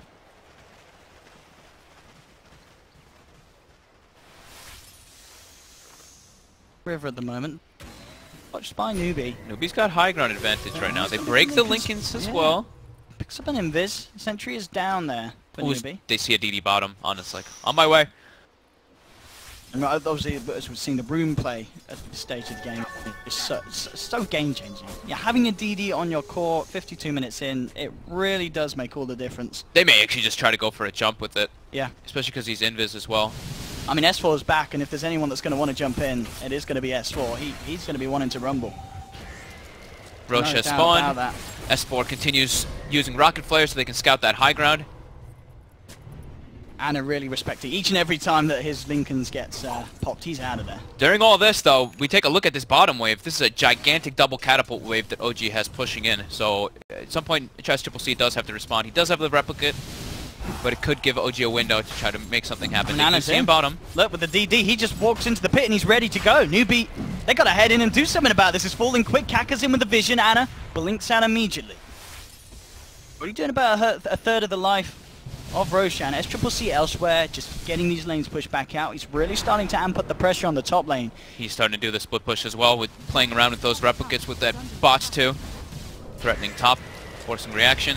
Yeah, and this is going to pull OG back. And he's got the replicate in the pit, jumps right in. It's already half HP. They've got the solar crest on it as well. OG have got to come back down it. Can they get her in time? No-Tail jumps forward with the clap. Kaka is going to have the hex removed. In comes the wall, given vision. Ana jumps into it. Oh, he's going to look for it, but no, he gets instantly hexed. Ana caught out, the Chain Frost upon him, and Ana's down. NewBee get Roshan, they get the Aegis, and they may even be able to get more. Global Silence is out. Jump forward from CCC as he looks towards S4. The clock's down. Ana's going to buy back for this one. Jerax committing very deep with the snowball, does get the blink out in time. CCC pops the BKB. Winter's Curse from Fly holds back the team, but no, CCC still able to waveform away from it all. Ana blinks away despite buying back for this. Can't get his teeth stuck in. So they lose Ana, they lose S4. Ana buys back. NewBee with the Aegis in hand on Mugi. Aegis in. Now they have two cheeses as well on Legion. He just get instantly after Lincoln gets broken from the track, instant hex into a global, and no one can follow up to really help him. If Ana goes down, it could be game over. He gets shoved forward. Blink back. CCC with the split push, focusing on the top lane. This fortification comes out from OG. 10 seconds until S4's back in.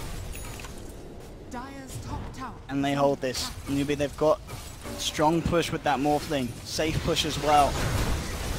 Back up there. Does get hexed up. Immediately though, the saves there from KP as he gets purged off. There's the Ethereal Blade coming out onto No-Tail. Not quite enough to kill him. S4 jumps forward. CCC as well. Ana. Finish up Ana. Ana's blinked into this. The Cold Embrace and the Snowball Saver there.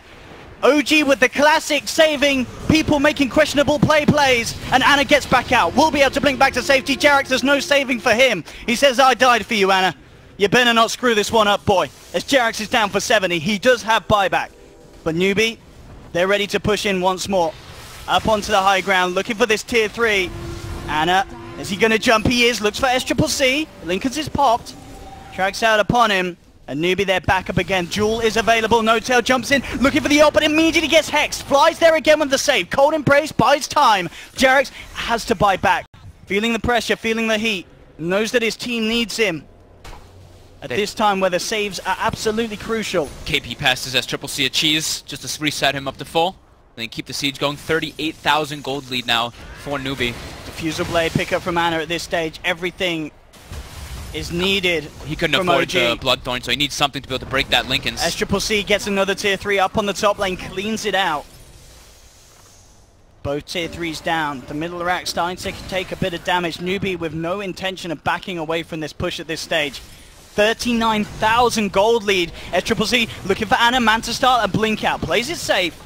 But the wave's getting pushed in once again. S4 hooks in, finds Kaka, but there's the jump in for KP. But KP gets focused. Jerax, they're in time with the snowball save, buying them time around the global silence. KP continue to get focused. Silence onto Anna. He's being caught in brace. Can he get himself out of there? He's healing up. Can he jump away? There's the blink out just in time. But NewBee, they're swarming in. KP jumps forward, looking to finish off Anna. Anna again gets the blink out because flies there with the Winter's Curse to hold back KP, who gets taken down by SCCC. Buyback from Fly. Jerax is still in the game. S4 buys back as well. No Tails down. He does not have buyback available. Kaka gets blown up by the Mana Void. SCCC wave forms back. Jerax is there with the snowball. There's the Hex. And a jump again trying to finish off SCCC. KP's there with a heal, with a save. Glimmer Cape settles to SCCC, who turns towards Anna. Anna with a blink out just in time. Fly trying to save the anti-mage with the Glimmer Cape. They've got the vision. They've got the damage. Anna gets taken down by the blast from the Lich as OG are forced back to the base. GG is called, and NewBee finally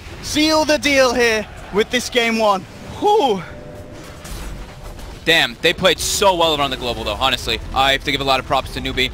OG just suffering a bit too much, unable to take the fights, and yeah, they just started progressively getting more and more behind for those tracks, and NewBee overall had incredibly good movements on the map. That first movement toward top to slow down the anti-mage a bit, and then just the way that they siege the towers and able to claim pretty much every single Roshan, it was them dictating majority of the fights. OG tried to make some aggressive plays, but the global just completely destroyed in this game. Absolutely. Just from the draft as well, just as we kind of felt at the start, just really smart choices from NewBee. That last pick Morphling, yeah, and the decision with the lanes working out perfectly, and as you said, that the global silence is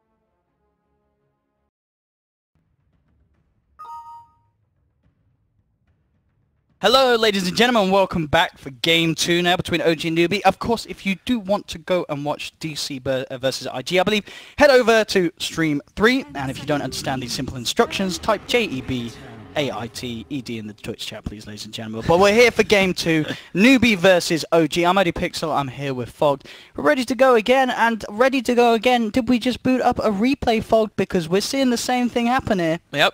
Exactly the same bans on first pick. Same sides as well. Yeah. Radiant NewBee, Dire OG, Dire first pick. And yeah, OG takes the Wyvern, and it's like identical bans. Absolutely banning out all the fours. Absolutely identical. Don't think we'll see NewBee do the same thing though. The Lich might still be one of the heroes, but I don't know if they'll go for the Lich and the Legion Commander. The Lich seemed pretty good against the Wyvern. It did seem very good. It was good for the Wyvern, and it was just great for the laning phase. That's the reason what allowed SCCC to be so berserk inside this entire game, was this Lich just babysitting through in the laning phase and allowing him to become that driving force. And the fact that he was first 0 stuns, of course. But let's see what adjustments they do make. Well, they do it. I wouldn't be surprised if they picked the same opener. I really wouldn't. It was not bad at all.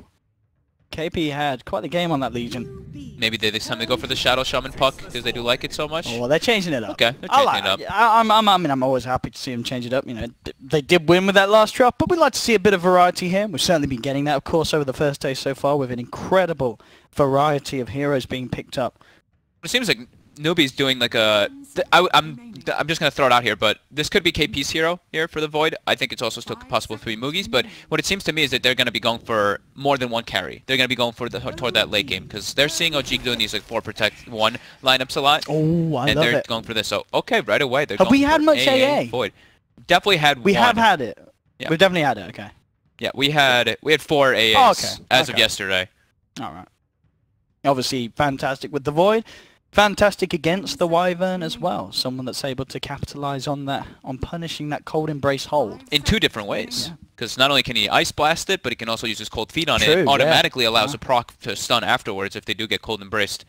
And then, of course, you know, the setup with the Void. This is just a classic combo we see coming out from teams, the Void AA. Or just Void with any type of hero that can throw their ultimate inside of it, inside the Chrono. Now, what the OG do in response? I mean, the Tusk doesn't necessarily feel like a bad hero to pick in this situation, but we saw last game Jerax, he just wasn't able to get much done with it, was he? Even though, you know, you feel it was there for the saves. A lot of it, of course, down to the silencer pick, which is still in the pool, and maybe OG have to be a little worried about that coming through again, because it certainly could. You know, Void Silencer, again, very strong. Having that Chrono, making sure that no one can help from outside of it. I want some Jerax Pudge or something coming out. Not in the first 2, but okay. Earthshaker, this is a flex pick. They don't really know exactly where it can go. It can be the 4, it can be S4's hero. We've been seeing it being run in both roles. We've even seen it ran mid a couple times. I'm not sure if at this tournament, but in the past. And it's a good hero that just to stop, you know, the aggression coming out from the Void and the A, and it pairs super well with the Wyvern, as we mentioned in the previous series. You get a nice curse off, you can get a great setup for an Echo Slam, or vice versa. Interesting ban, the Naga Siren. Naga ban. Obviously something that we've seen OG do in the past, and definitely something that I think in the Chinese scene at least teams do pick against the Void, because it's just so strong against that Chronosphere. It literally just stops anything from going down if he doesn't catch that Naga Siren in the Chrono. So NewBee just not wanting to deal with any sort of hard counter as the such to the way that they're going to want to play. Yeah, I mean, it's just a super annoying hero, and it makes setting up these kind of like big ultimates a lot easier when you do have the sleep, especially for OG. They're like the kings. They were the kings at using the Naga at that point to use the setup, the sleep into Black Hole, sleep into Disruptor ulti, be it whatnot, when they used to pick that hero. And the Pugna gets banned out by OG this time around. I'm gonna be interested to see if they leave that silencer in the pool, OG, because I really feel that we saw last game how much of an issue it caused, and already with the Wyvern and the Shaker, these are 2 heroes that it's not going to be fun to play against that global. It really isn't. And they do have a Void too to kind of start the fights. However, that would make their ultimates very high cooldown. You know, then it's like the Chrono and the global both have to be up for you to take the fights, and those are both 2-minute cooldowns rather than any pickoffs. And then they have, I guess they could run the silencers, of course. So it's a possibility. I don't know if NewBee will go for that same kind of style though after revealing it in the last game. We'll see what OG do take out here. See NewBee with the Arc Warden ban.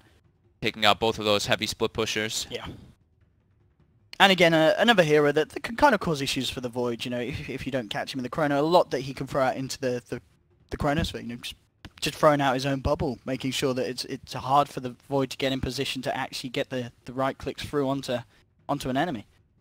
Can cause a lot of issues as such. Yeah, I mean, they know that OG likes the hero too. They know that No-Tail likes to play it. OG taking their time with this one, fair into the reserve, and it's going to be the puck pick. Okay. Okay. So I mean, NewBee has really been liking the puck in the previous games that they have done. They've drafted it a lot first too. Pretty crazy seeing how the Shadow Shaman's just not being favored by both these teams just now. Could still be picked up, of course, for either. We've seen Faith play it. We've, of course, seen Fly play it, but there already is a Wyvern in play and an Ancient Apparition. I don't know if they want a Shadow Shaman AA combo for NewBee. Doesn't sound the greatest to me. Ah, Shackle and Cold Feet can be nice, can't it? But it's very squishy. Yeah, you wanted some other type of frontliner, ideally. Yeah. Well, what did they pick up? Was it the Silence they got third last time around this stage of the draft? Yeah. Including sort of Moogie's hero, even though obviously at the time it was, you say, a sort of flex pick. Yeah, it was still left open. I mean, the Lich is still in play if they want to go for the Faceless Void Lich combo. It's also still the same thing, though. Then it's Lich AA, and it's maybe a little weird, but I mean, teams are really liking the Lich. However, it's not really versus any physical type damage just yet. It's versus only magical. I wonder if these are the kind of guys to pick up a Nature's Prophet and try and get that 1v1 against the Shaker. We saw yesterday, the Empire vs Infamous series, Ghostic absolutely ruler a 1v1 between an MP and a Shaker, so they may look at that Shaker and try and pick someone that's going to win a 1v1. Just going to be the secondary support. Okay. Rubik to be revealed. Pretty good spells to steal. Cool old school combo we used to see a lot. The AA Rubik can roam nicely. Then it gives him a little bit of like the null field can be decent versus some of the magical damage that's coming out from OG. But yeah, being able to steal Fissure or Splinter Blast will be super nice. Yeah, and something that does have that hold to set up for the cold feet in the laning stages and making those rotations. These two, it's a strong Roman pair. They're gonna go for it again, though. They go for the brew again. They're going for it. You said you weren't a huge fan of this kind of 4 protect 1, were you, from OG in game 1 against NewBee's lineup? Not crazy about it, no. I mean, they might not necessarily be going for that again because they could do the Wyvern Shaker as we still have S4 yeah, offlane, exactly. as the brew. Yeah, they still have that flexibility. Picking the brew into Rubik though is a bit, can be a bit hard because it's an instant disable with the lift, and after the brew split ends, you can almost always be able to steal it. If you're in a good position or if you survive the fight, you are in a good place to steal that split a lot of the time. So already looking like a nice Rubik game if he's able to actually get those spell steals. Question about that at all. The brew though, the nice thing is like if the Void does get a Chronosphere off and the brew's not inside of it, he can really disrupt not only the Void, he can throw the Void in the air, or he can go for the backlines and mess everything up. Oh, we've got an SCCC Invoker. Oh hell yeah, I'm actually so excited. I love watching this guy play Invoker. He's actually one of my favorite. When he first debuted playing versus Sumail, I forget what was it, it was like an MDL or something, I believe it was, like quite a while back. He first played it, and that was when we saw like SCCC outlane Sumail for like one of the first times we've seen Sumail been outlaned, and SCCC played Berserk on the Invoker. I love this guy's Invoker. I've got it so far. I'm looking at these drafts, and I'm feeling scared for OG. I'll be honest. This is the NewBee lineup. Invoker, AA, Void. It's greedy. You think it's greedy? Well, just having the Void. I mean, we still don't know, I guess, if the Void is safe lane or off lane. It could still be a solo lane Void. It is a bit greedy. These heroes all take some time to get online. Okay. You're saying you like the OGs or newbies? Newbies. Oh, I thought you said OG. No, I'm saying I like newbies. Oh, okay. Oh, you agree? You like newbies. I like newbies. It's a little bit slow. It does take time to get on because, Invoker takes time. But the A and the Rubik supports can make a lot of stuff happen around the map. They have a very good dual roaming potential. Make space. What do we got here? Dun dun dun. It's going to be the Ana TA. So they did save it for counter pick versus the Invoker. Yes, and I imagine with that, I mean, No-Tail could still run the brew in the safe lane. Yeah, they used to do it all the time in the past. So it could still be, it could still be that 1 or 2 brew, and but it could still be the S4 brew. The Visage ban. They thought maybe it could still be like a Visage safe lane or something like. I mean, they think what we're saying as well. Having the brew as being the off lane role, and then picking something else for No-Tail in the safe lane. 5 seconds remaining. I guess it could have still been Bruce safe lane, off lane Shaker, support Wyvern with the support Visage or something. Yeah, you're right. Yeah, they still could have done something along those lines. So OG does have a little bit of variety in how they can lane, depending on what they see from NewBee. NewBee's got some scary team fight, but so does OG at the moment.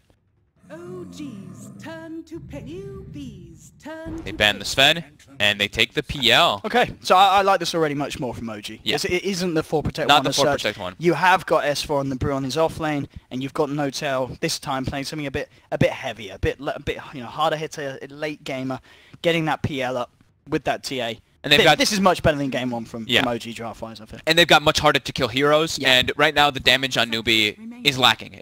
Once Invoker is able to get online and he actually is like, with Aghanims or something, he can actually do some more damage. But Void, AA, Rubik, they definitely lack damage inside of the Chronosphere till Invoker is online versus PL and Templar Assassin. Also, their catch is not the greatest versus a Phantom Lancer. They pretty much have to get him in the Chrono to be able to kill him once he gets online, of course. Early on, he's pretty weak. He does take some time. What do they take here? Is that final pick? Is it going to be the safe lane? It is. They're going to go for the Alchemist, so it will be the off-lane Void. They're picking up that safe lane Alch for Safe lane Alch. By the looks of it, yeah, it's got to be with Invoker in the middle lane. So the old school safe lane Alchemist running this game. As indeed, KP grabs the Void, SCCC on that Invoker. I've not seen an outgame in a while. I'm excited for this one. At the same time, though, if a team's going to know how to work around and out, OG, you know, these guys, they know a lot about this hero. They play a lot themselves in the past. They've dealt with it a lot in the past. Are they ready to deal with the Alchemist in 2017? That is the question. Can they get the pressure going? I don't know. NewBee's looks a bit greedy. It does. Okay. Like Alchemist, Void, Invoker. These 3 cores, they take a while to actually be able to do stuff, make stuff happening. But that being said, is if they can get away with the greed, it can prove extremely beneficial to them. Can OG actually punish it? They have pretty damn strong lanes, and they have good ways to be able to actually punish the Invoker too, with the Wyvern and with the Earthshaker. So I mean, we'll see how this plays out. It's a much better draft coming out from OG this time around. But yeah, it's an Alchemist safe lane. I have not seen Alchemist safe lane in... I've not seen Alchemist full stop, to be fair. I know it has been picked here, hasn't it, right? Alch, I believe, was picked once yesterday, and it won, and it had like 990-something GPM or something like that, yeah. Wow. We're getting into this game. Mugi on the Alch. I'm excited to see how he builds it as well. Do you still absolutely always just go for the Naga-style farm up the map build? Is there any chance we see any sort of battle build from the Alchemist in this age? I think same build, Armlet Radiance. Yeah. Armlet Radiance, Manta, Octarine. Okay. It's too strong. The build up is too good, and it just scales way too hard into later stages. And it accrues you way too much gold to be able to throw into your teammates as well. That's the nice thing, is they have the Alchemist, and you look at all their heroes, every single one of them can receive an Aghanims, of course. That's true, yeah. They are all going to be wanting one. Who gets priority, do you think? I imagine that at the pace the game goes, SCCC is still going to build his own. He'll build his own. He should more than likely build his own. I don't think Mugi wants to prioritize getting one that early. No. I mean, Void and AA both can be very good. I think the Void is probably the better one. AA's is neat, you know, it's great having that, but it's nothing like super specific. It's only Cold Embrace right now. That's the big heal that he'll stop. While Void, the Chronosphere gets dropped down to 60 seconds, and that's their big team fight on the side of NewBee. So I'd imagine it would be the Void who gets it, whenever he gets it. I mean, we'll talk way later down the lines. Starting themselves with 4 heroes bottom, making sure they can guarantee themselves that bounty rune. No Till up top by himself for now. So KP again, starting out with same items. Poor man's shield with the tangos. Feeling like he should be able to force a good amount of experience versus a Wyvern PL dual lane. Probably expecting JerAx to start bottom to give S4 a nice Fissure block start since he's on Dire, so he'll get a nice actual couple waves on the Panda. And then it's what happening. JerAx already moving down toward that bottom lane to Fissure block it. So JerAx can get some nice starting levels. KP getting zoned off the rune, forced to time walk away. So we get a 2-for-2 bounty rune trade. And of course, though, it is an Alchemist who gets it, so a little bit more gold for him. Yeah, it looks like, during this laning stage, I wonder if we are going to see OG send a second member towards the mid lane to help out Ana, if they do simply leave him alone. At the moment, it looks like they're going to leave it. There's the straight 1v1 between Ana's TA and SCCC's Invoker. And Ana should definitely win that matchup. Yeah. It's a very heavily favored TA for TA. So yeah, JerAx does block bottom, and not only that, did they not only Fissure block bottom, but they block both pull camps.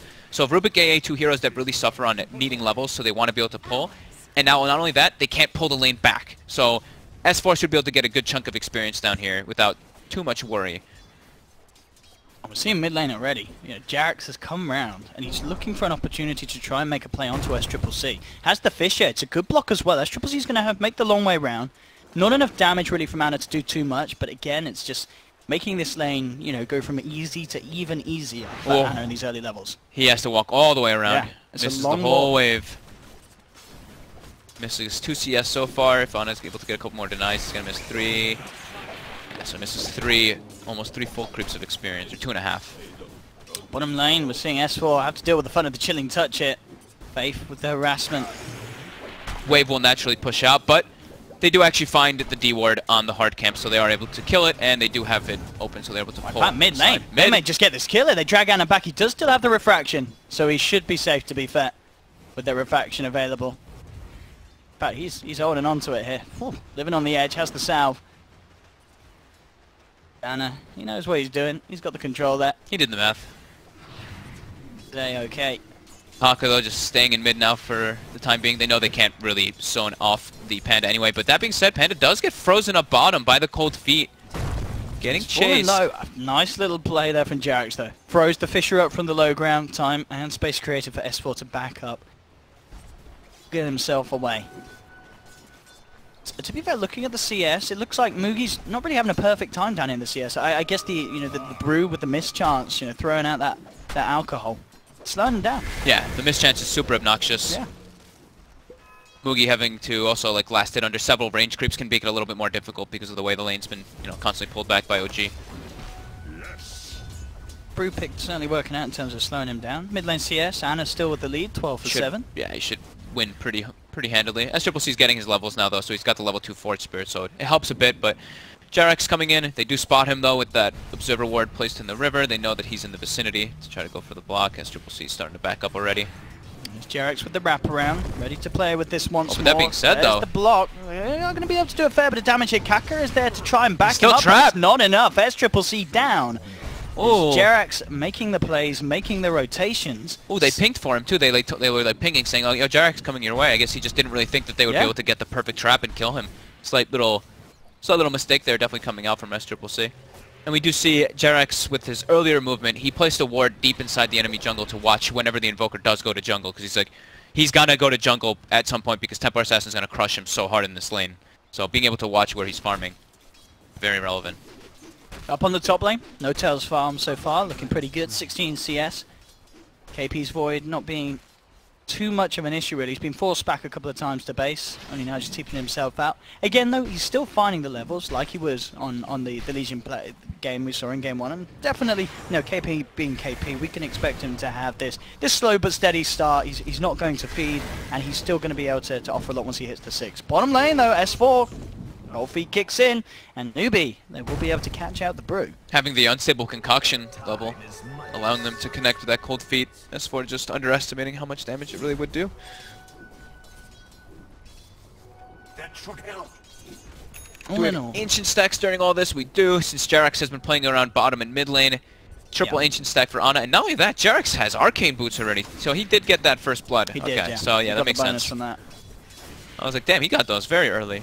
So really good for him and very good for his team, because mana boots in this game are actually really important for all of his heroes. Like PL is a hero that likes to not have their own like mana type item; they only want to have the Aquila. So having Arcane Boots early on is very good for that, and the Panda, the Brewmaster. Bottom lane, Kaka actually looking to wrap around, but S4 has his eyes upon him. Kaka holds him back with the telekinesis. JerAx is trying to come there with the Fissure. 4 seconds though. 2 seconds. 1. Oh, Kaka doesn't know he's on cooldown. So there's the Fissure coming out, and with the collapse slow from S4, they're going to be able to take down this Rubik almost certainly. Tries to get himself up to the high ground, but S4's there with the last touch. Oh, I don't think he knew that. I think he was like, oh, I'm going to get blocked here on this ramp, but it was still on cooldown for a couple of seconds. So a little unfortunate for him not knowing that Fissure was down. JerAx certainly making the plays. We saw in the Tusk game it was not necessarily the start that we kind of expect from JerAx in terms of rotations, but game 2 he's making magic happen on the Shaker. Yeah, it definitely has changed up already. He's going to keep making those movements, playing around bottom and mid over and over again. Mid now. It's going to need some help, because Anna is being focused by 3, and here we have, it's a very strong gank. Cold Feet, Telekinesis. There's no way that Anna can escape from that. It's that duo. It gets the kill every time. If Kaka hits the Telekinesis, the only person that can really kind of save is if they bring a Wyvern in, but still they've got a fair bit of magical and the Sunstrike as well. Bottom. SCC's potential, there's Pure as well. The smoke does break. I don't know if they're going to be able to get in range. They are. JerAx is there with the Fissure as well.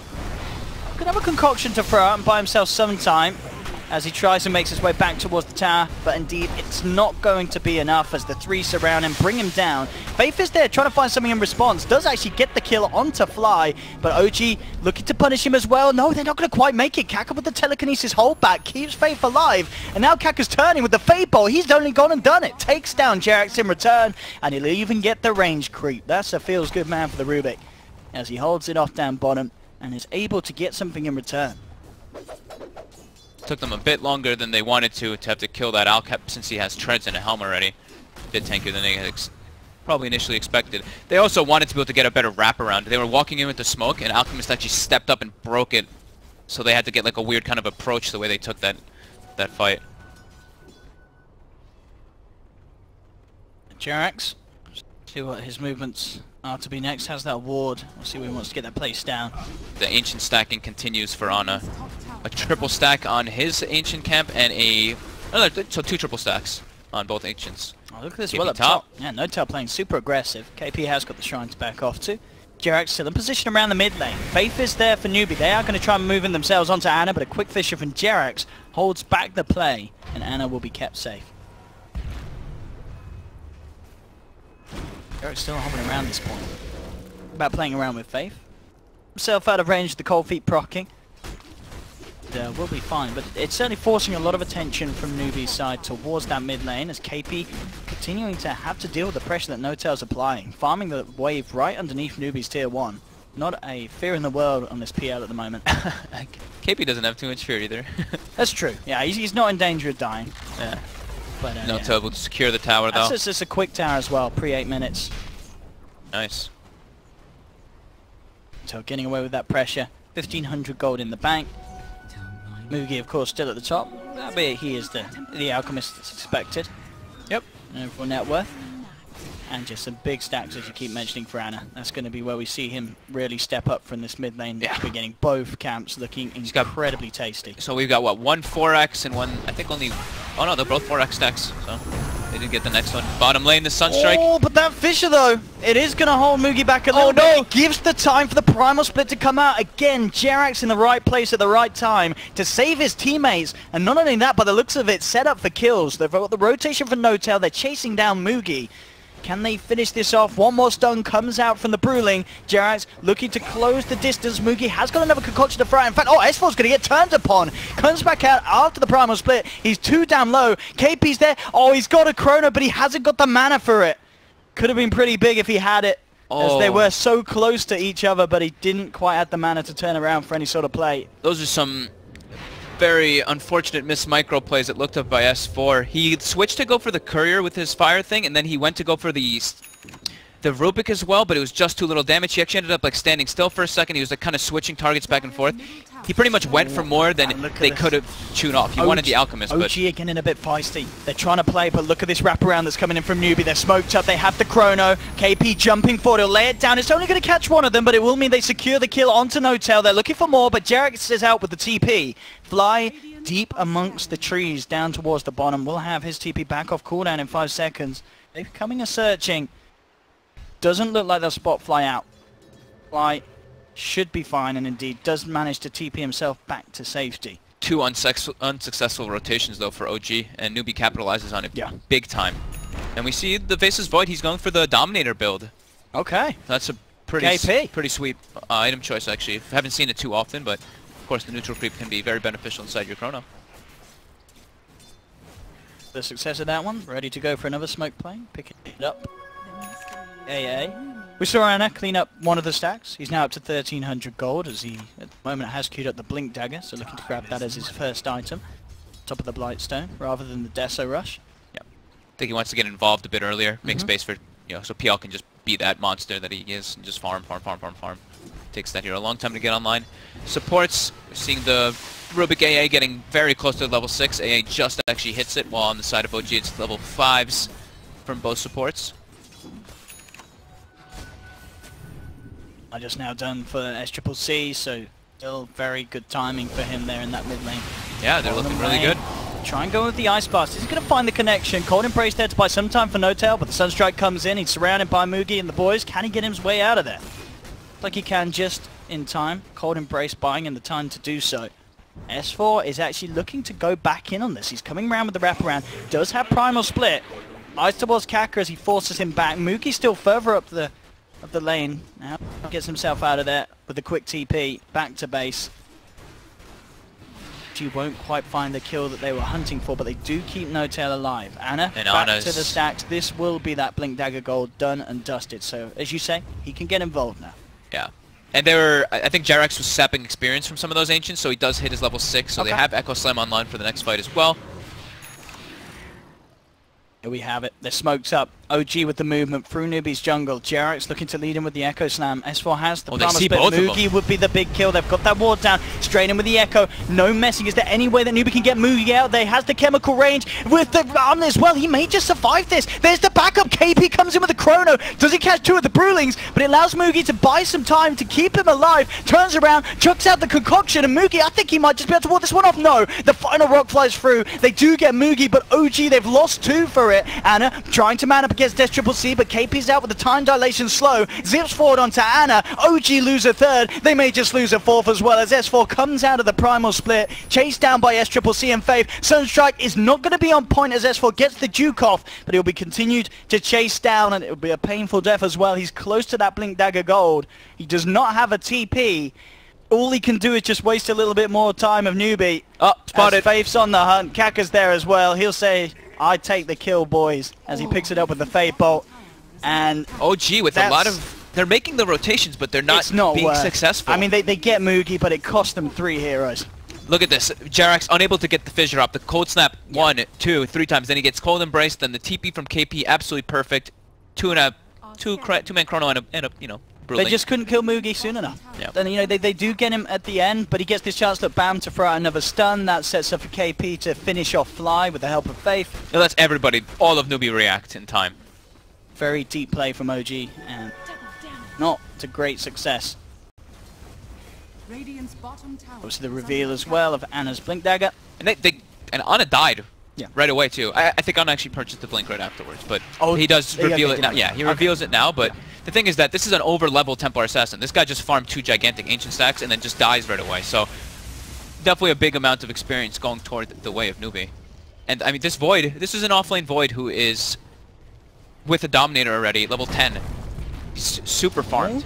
Ana and Jerax looking to play around with SCCC. Jerax has to set up with the Fissure in the dust, but SCCC getting his way back. Kaka's there with the hold back, trying to buy time for SCCC to escape, and it will work. No, Ana, he's jumping deep. He wants to get this, and he will. He gets the kill, blinking in with a Melt Strike, but now NewBee with the wraparound. Moogie gets the concoction out, but with the Winter's Curse to hold back the 2 of them. Jerax with another Fissure blocking off Faith.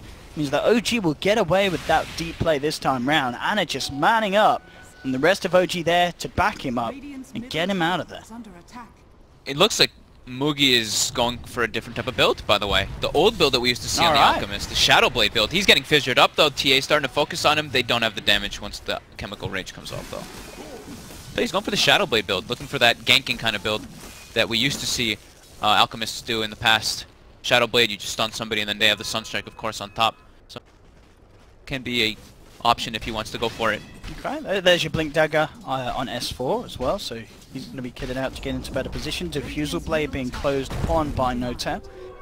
2 Blade of Alacrity's done so far. Pressing to see where KP goes next with his build. Just looking to finish off the treads after the helm. We'll see what the next plan is, if he wants to build up some more of these auras like the Vlads and such, or if he sees priority getting the Blink Dagger. So high level on the Void. Almost level 12 already.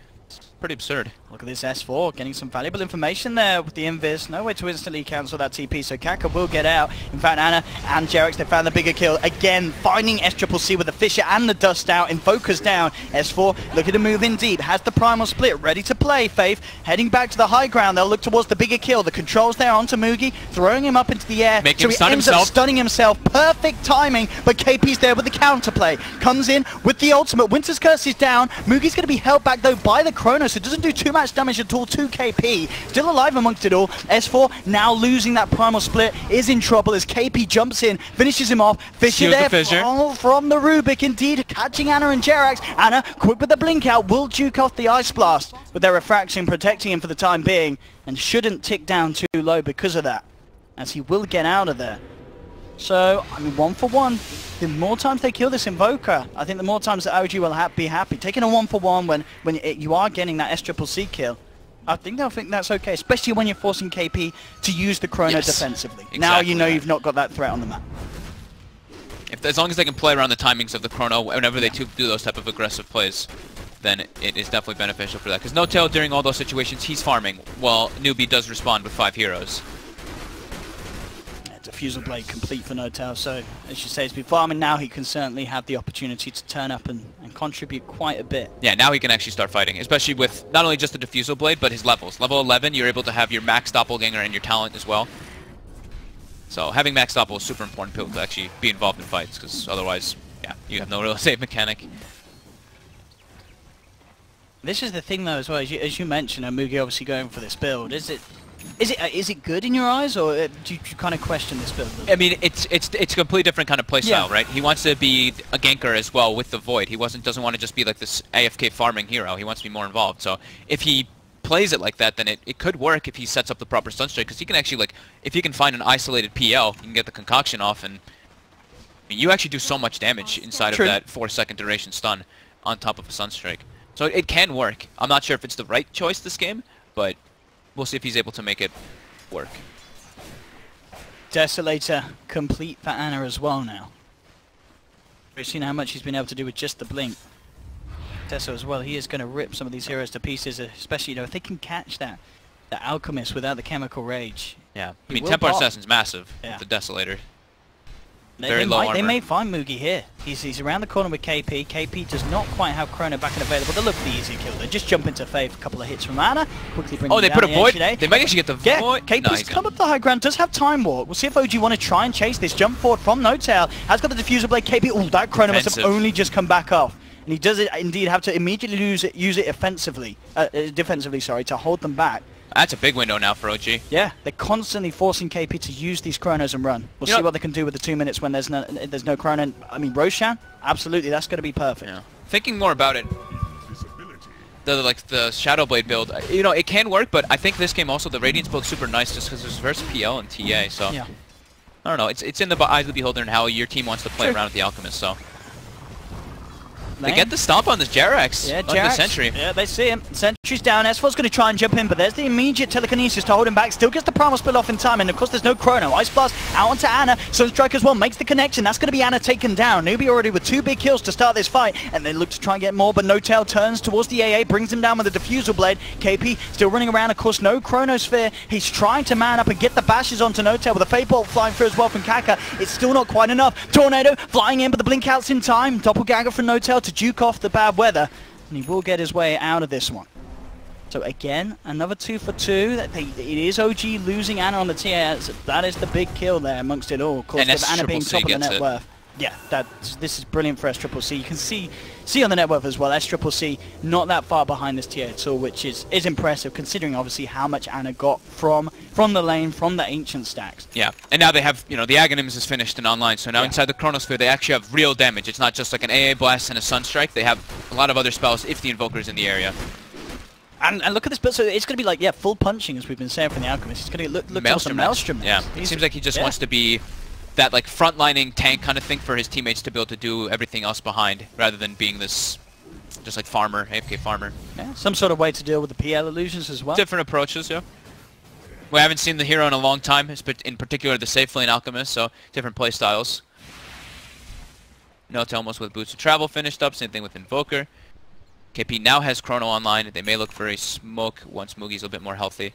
Yeah, it really feels like if NewBee can actually take the fight themselves, they're going to be in such a great position. Because we've seen it, you know, when they're being forced to use these chronos defensively, they don't necessarily lose the fight.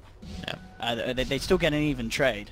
So if they can get that sort of jump themselves, it's going to go brilliantly. And here we have with the smoke. They know that they have this power play. They can try and use the chrono to great offense. There's the jump forward, and it's perfect. Catches Jerax too. Catches Jerax on the tip. This is going to stop that fish coming out for a bit of time. KP moves on towards the Wyvern. At the end of the day, though, there wasn't really quite enough damage coming in post-chrono to really finish off the kill straight away. Ana being chased down by Mugi, but Jerax holds him back with the aftershock from the Enchant Totem. No-Tail's in the backline. He's already cleaned up one. He's taken down the Rubik. S4's looking towards KP. Mugi getting stunned up. Can he get the chance to throw out the concoction? He can, but the cold embrace is there from Fly, keeping Jerax alive. OG claimed the 2 kills. So despite the fact that it felt like NewBee could get something done, I don't know what quite happened there. Was SCCC wasn't quite close enough to lay down a combo? It didn't seem like he was close enough, yeah. And nothing happened within it. No-Tail came from the back lines and started disrupting it too, and everybody from OG was ready there. The Fissure comes in to, well, the Fissure was about to come in before the Chrono, but he did get trapped up, but everyone from OG was there to respond. The Cold Embrace doesn't heal, but it does prevent the damage ticks. Radiant's top tower is under attack. We'll be spooked down at the pit. Jerax walking up very aggressively toward SCCC with No-Tail. And No-Tail's looking for this. Doesn't have detection though.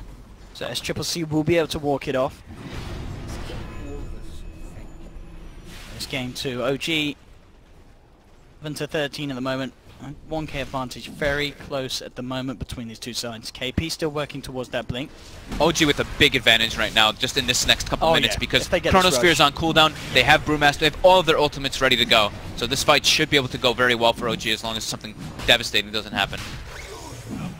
Can NewBee contest this? They are close to the pit. They've got time to get in. They scan it out. Sunstrike's in there. They know the state of play here.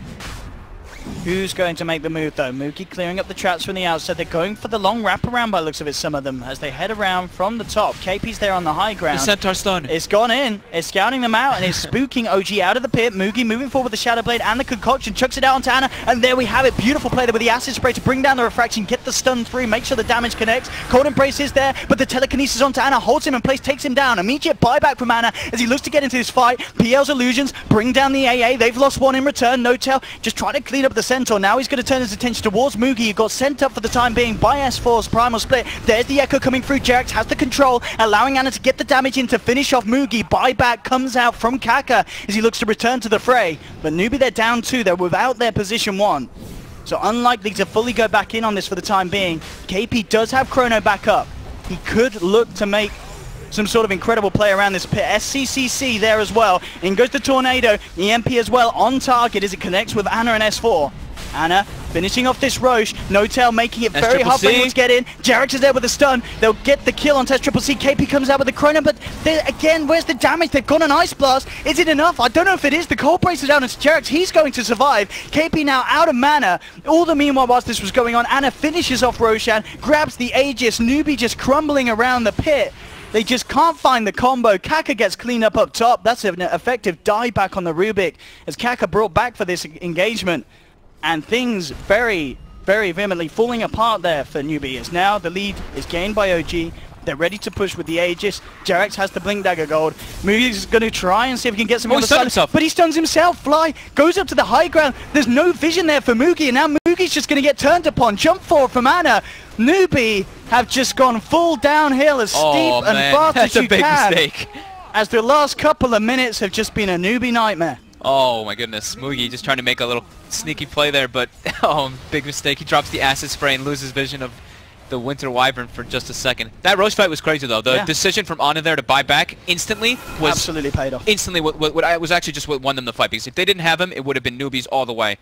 And Jerax getting a beautiful Echo Slam on the 2 main heroes that he needed to was great setup. And Fly's positioning, he's been getting the ideal Cold Embraces. Sometimes he just can't save them, but he's been getting very good ones to at least prolong their death to be able to get extra pickups. They're jumping in onto Kaka. He's stolen Refraction. He's going to need to be stealing a coffin as well now as he's out and down for 30 seconds. The Rubik is dead. And OG claim another tier 2.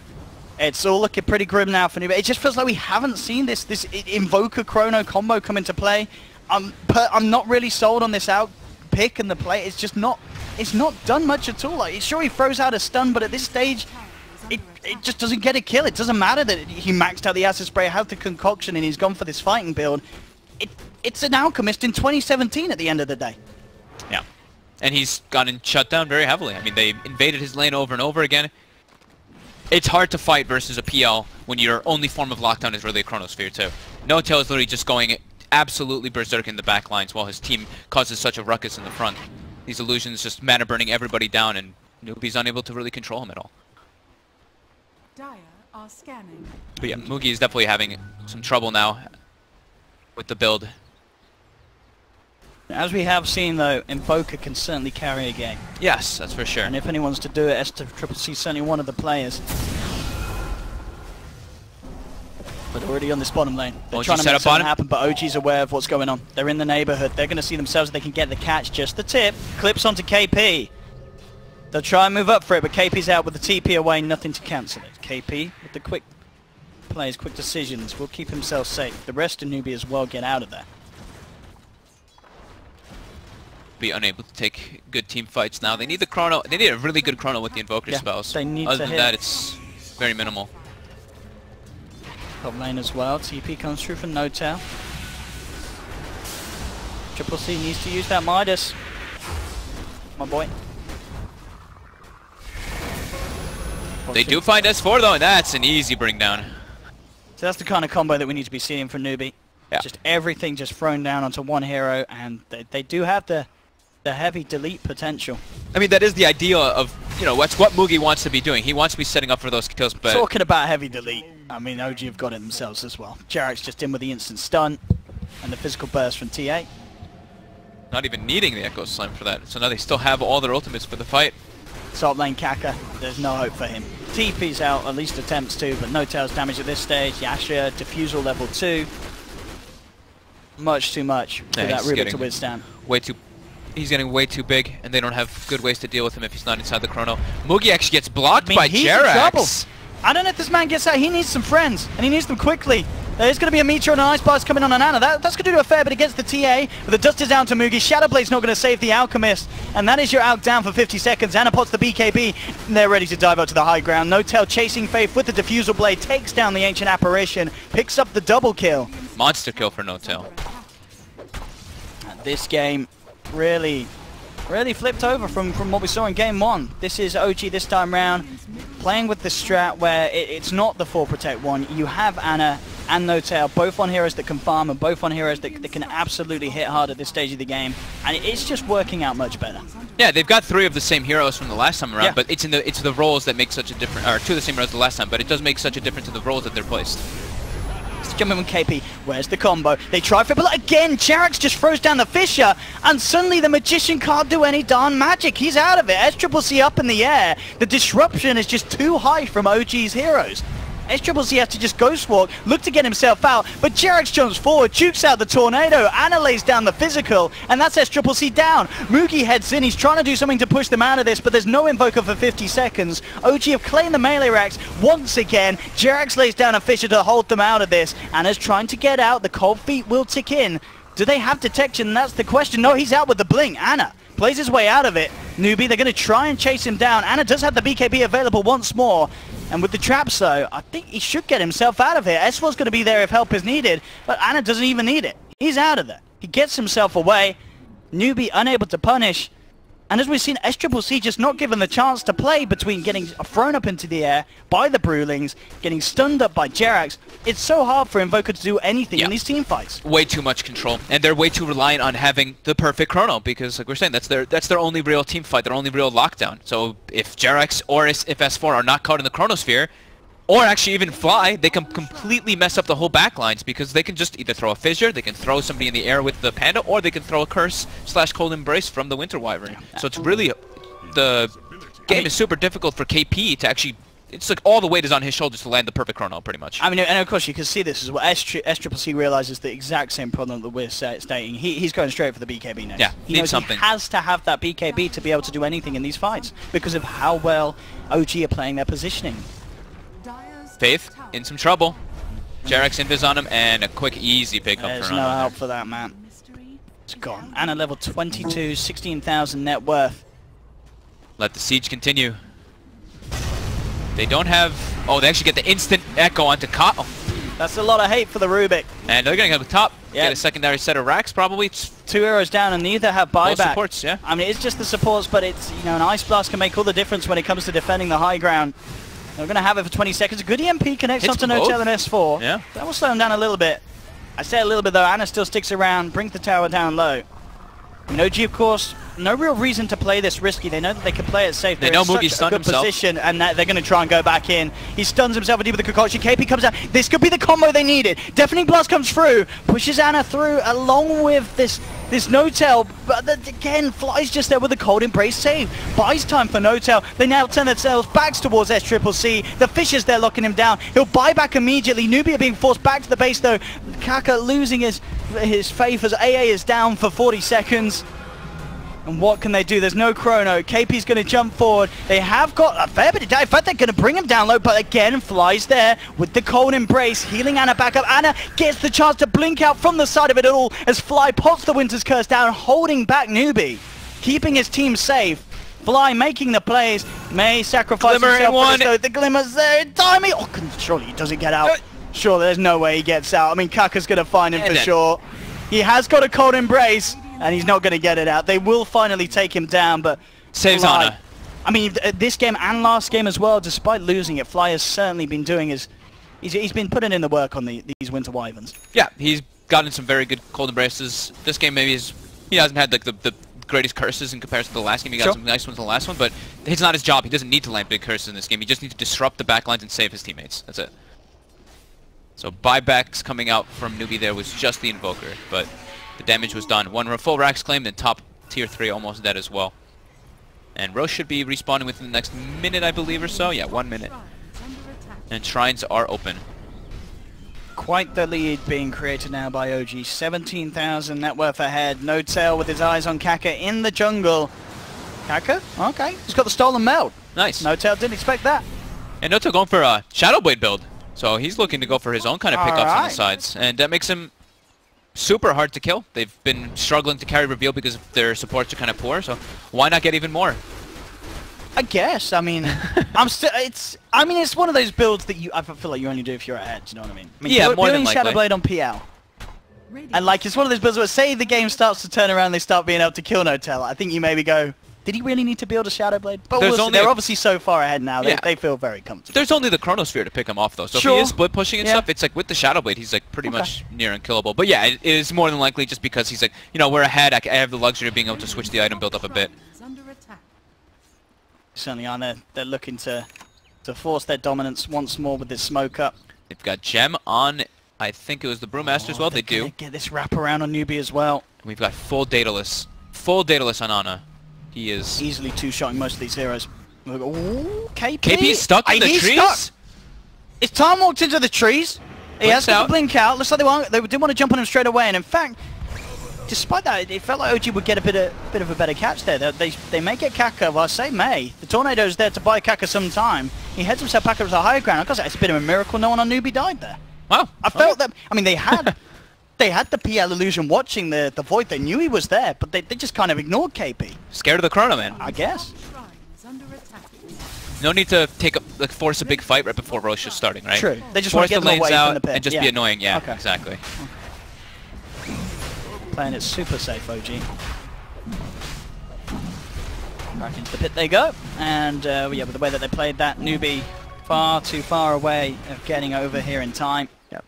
Aegis and Cheese for a TA and a PL at this point in the game when they're this far ahead. 20k gold lead. It's looking very tough for NewBee. All that weight, like we were saying, on KP's shoulders to land those beautiful Chronospheres. And they have to make sure that SCCC is in a good spot to get his spells off, because as we've been seeing, like we said over and over again, They're gonna being disrupted over and over. They're looking to smoke into this. I think they obviously know that with that Aegis picked up, OG are going to want to try and go for this sort of push. So they want to get this surprise jump from the high ground. Yep. Obviously, there's the chance that OG may get themselves some high OG's ground smoking vision from out. mid, though. They're smoking through the mid long lane. wrap around. This could catch them off guard. There's the jump in, looking for Mugi. Mugi does have BKB available, and he will pop it. No Tail immediately looking to make a beeline for the backliners. Kaka getting focused by the Arctic Burn. Jerax jumps forward, absolutely just whacks down the Rubik there with the Enchant Totem. That's going to be one down for 50 seconds. The rest of NewBee being forced back, and there's more than enough space here for Ana to just hit into the racks. No Tail as well, just setting up the illusions, keeping NewBee forced back to the base as Ana cleans up the melee racks for free, takes the full set as well. As NewBee just seem unable to do anything against this power that OG has built up to. They need KP to get a Dream Chrono. They're using their other smoke. They need a bit of a miracle here. No Tail heads forward as well. They'll drop the Chrono. It's only going to catch the PL. They will get the kill, but Jerax is in there on the backlines, lands the Echo Slam. Buyback immediately from No Tail as he looks to come back into this fight. Potentially even finish off the game as Chrono's being used. AA is down. OG are forcing down this last bottom lane of racks here. We'll see how safe they play it, but they are almost certainly going to feel very, very confident. Invoker's buyback still on cooldown for 3 minutes. Everything just being thrown out bit by bit, but it just doesn't seem enough to bring down OG. There's finally the BKB on SCCC, but it could be just a little too late. They're waiting to get healed up before they walk back in. Cold Embrace on is now mostly healthy, so time to siege. Those other side lanes are naturally going to push in, and NewBee under a ton of pressure here. No Chronosphere. Jerax, Looks there we have impossible. one Fisher jump in from Ana, a couple of hits and the Shaker's down. The final tier 3 gone, the last set of racks exposed. What can NewBee do to hold? We see SCCC just having to deal with his illusions. He tries to head forward to do some sort of a tornado play to keep OG off the racks, but the illusions are in. There's the Ice Blast flying across. This is going to make the connection as No Tail jukes it out with a doppelganger. Primal splits back up. More than enough space here as Megas. OG just clean up the final set of racks. And it just seems NewBee can't do anything, and indeed they can't. GG is called, they tap out, and the first series of the day on the mainstream will end as OG get the 1-1. As we come to the end of OG versus NewBee, as it just much better overall draft by OG. Oh, this absolutely time. from OG. Much better game plan as well. They had a couple failed rotations in the first like 10 minutes or 12 minutes or so. I think the first 3 actually didn't go in their favor. But overall, in the grand scheme of things, their draft is much overall like just less greedy. NewBee's is extremely greedy. These 3 heroes take so long to get online. You could see that as well. And the Alchemist went for a very different kind of item build. I'm not sold on that out build. I'm not sold on the safe lane Alchemist, no, the to be safe honest. lane It's a hard thing to play, but it's also very...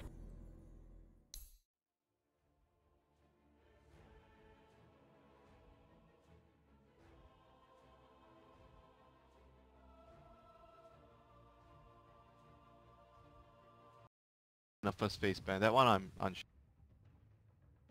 Because they always have a defensive support like a Dazzle, Oracle, like those kind of like one person to save your team. 5 seconds remaining. And it's one of the heroes that it's not only like a saver, but it has a very good presence in team fight because of the ulti, the curse. And you have a very good wave push out as the hero. The hero got a few buffs to his Arctic Burn recently, the duration and some good talents.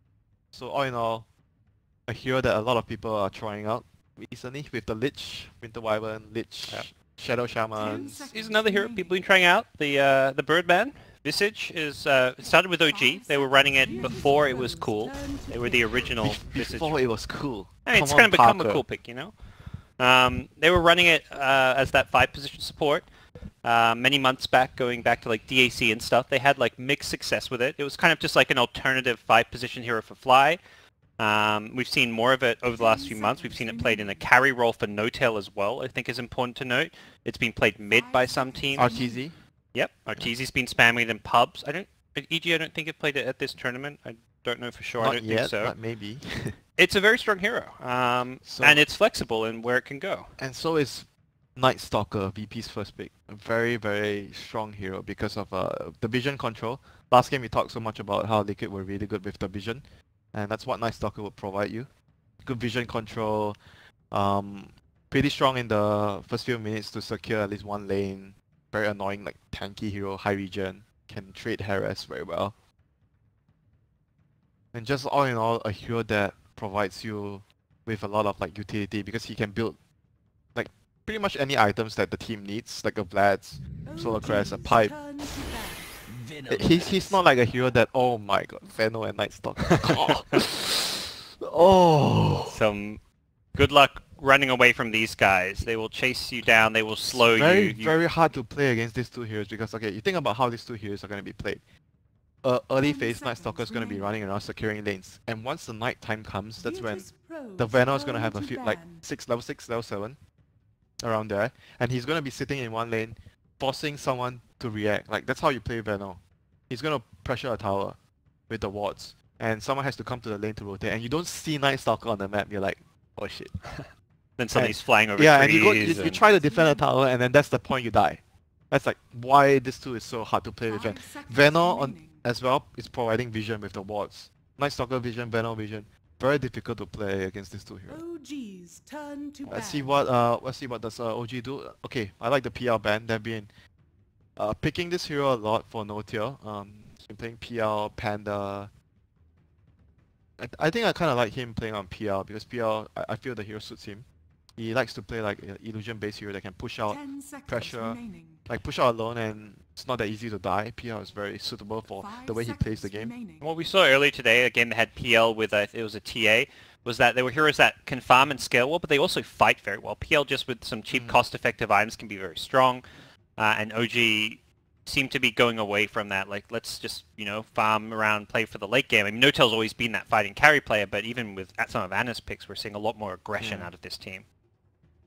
This game, I think maybe like kind of like something like a clockwork to deal with the Veno. You want someone that can get on top of him. Yeah, get on top of him and kill him first, because the longer the Veno stays in the fight, he's going to be dishing out a lot of damage. You want to force him into a bad position, like catch him first, make him use his ulti early so he doesn't get the ulti onto too many heroes, and kill him first.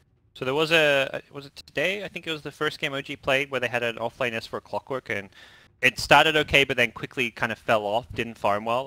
PPD actually made a tweet about it saying he just didn't feel the offlane clockwork is very good. He feels like it should be played in a 4-position role. I don't know if you have thoughts on it. I like offlane clockwork. I just like the hero. I think the hero with definitely can function with less farm. And with farm, I think he's good.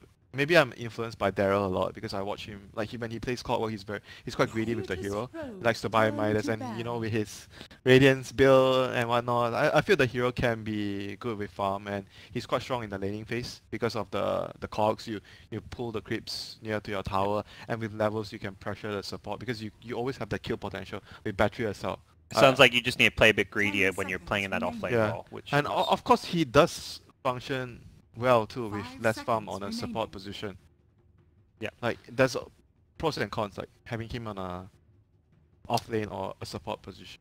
He doesn't farm particularly well like some of the other offlanes, but if you can manage to get there, it definitely. So they just removed both of No-Tail's heroes that he's been playing. Yep. Today and yesterday. This game he might actually be playing the Visage if they need. You know, I was thinking about that. Okay. Interesting. So S4? No, this is not. This is not S. I can guarantee you, this is not S4 hero. You think this will be This is No-Tail's No-Tail's hero? I think this is No-Tail's hero. I was going to say, with the Visage, I think he's actually core Visage very bad against Venom because you've only got the 10% magic resist. This hero really struggles, and also the Venom ulti breaks your Gravekeeper's cloak very easily. So I think Visage gets very hard countered by the Venom, so you kind of want to put him in a support role where it's like, well, you don't care if your Visage will just sit back at that point. The core Visage wants to be a frontliner, a tank, but he doesn't tank very well against a Venom. VP is like building like a very 5-man-ish lineup right now. Witch Doctor, Venom, like sustain. Right now they have a lot of sustain, and it's very difficult to run into them because of the cask and the Venom wards.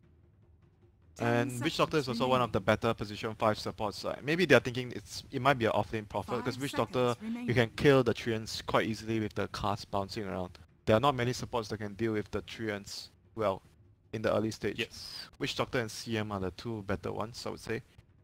Well, CM now with the mana cost probably isn't very good. Witch Doctor is probably the best one to deal with the Treants. But I think this Prophet is very likely a safe lane Prophet. Or even a mid Prophet. I think No-Tail will play the Prophet regardless of the lane. Okay. I'll play it. Yeah, it doesn't strike me as the Ana hero. I think S4 is gonna play something like some other utility hero. Oh, he could be playing the Shaker, you know. He's a very good Shaker player. That's true. We don't quite know yet. It's still quite open for them. Whether that's gonna be Jerax or S4's hero. Yeah, they could just go like maybe for if they want the Earth Spirit to initiate on the banner first, then Earth Shaker could be promoted to an offlane position. They may want to save hero and get something like a Tusk.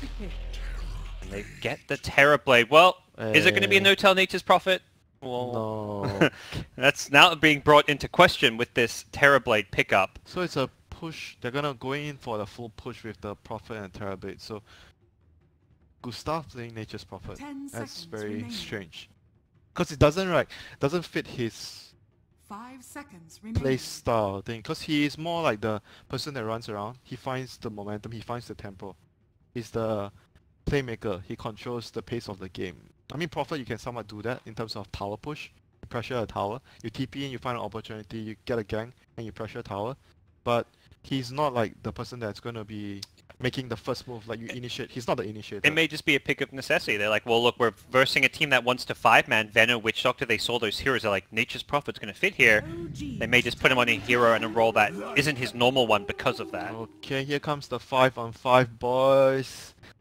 You say 5-on-5. It feels like VP are going to 5-man a lane and then OG is going to split push, though.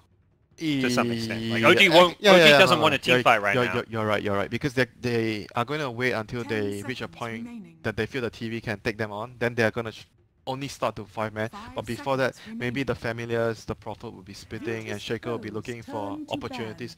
And they ban out the Sniper. Sniper is really good at defending against pushes. Yep. Pretty good against Terrorblade.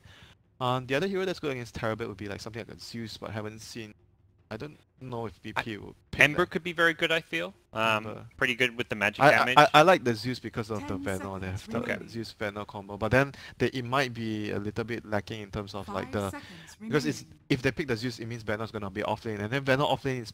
I'm not sure if Pasha plays that hero. That's actually a good point. Where how are they gonna lane the Venom? They're probably gonna put Ramses on a the Lycan and Venom mid, I guess. Yeah. Actually not sure though. A lot of possibilities here. I mean, Venom might be better off lane this game for their lineup because they can then maybe pressure the Terrorblade. They do Venom plus Night Stalker off lane, and then Lycan Witch Doctor safe lane, pick another mid. Yeah, that's what they're gonna do. They pick Queen of Pain, so they're gonna have that burst to take down the Terrorblade. Yep.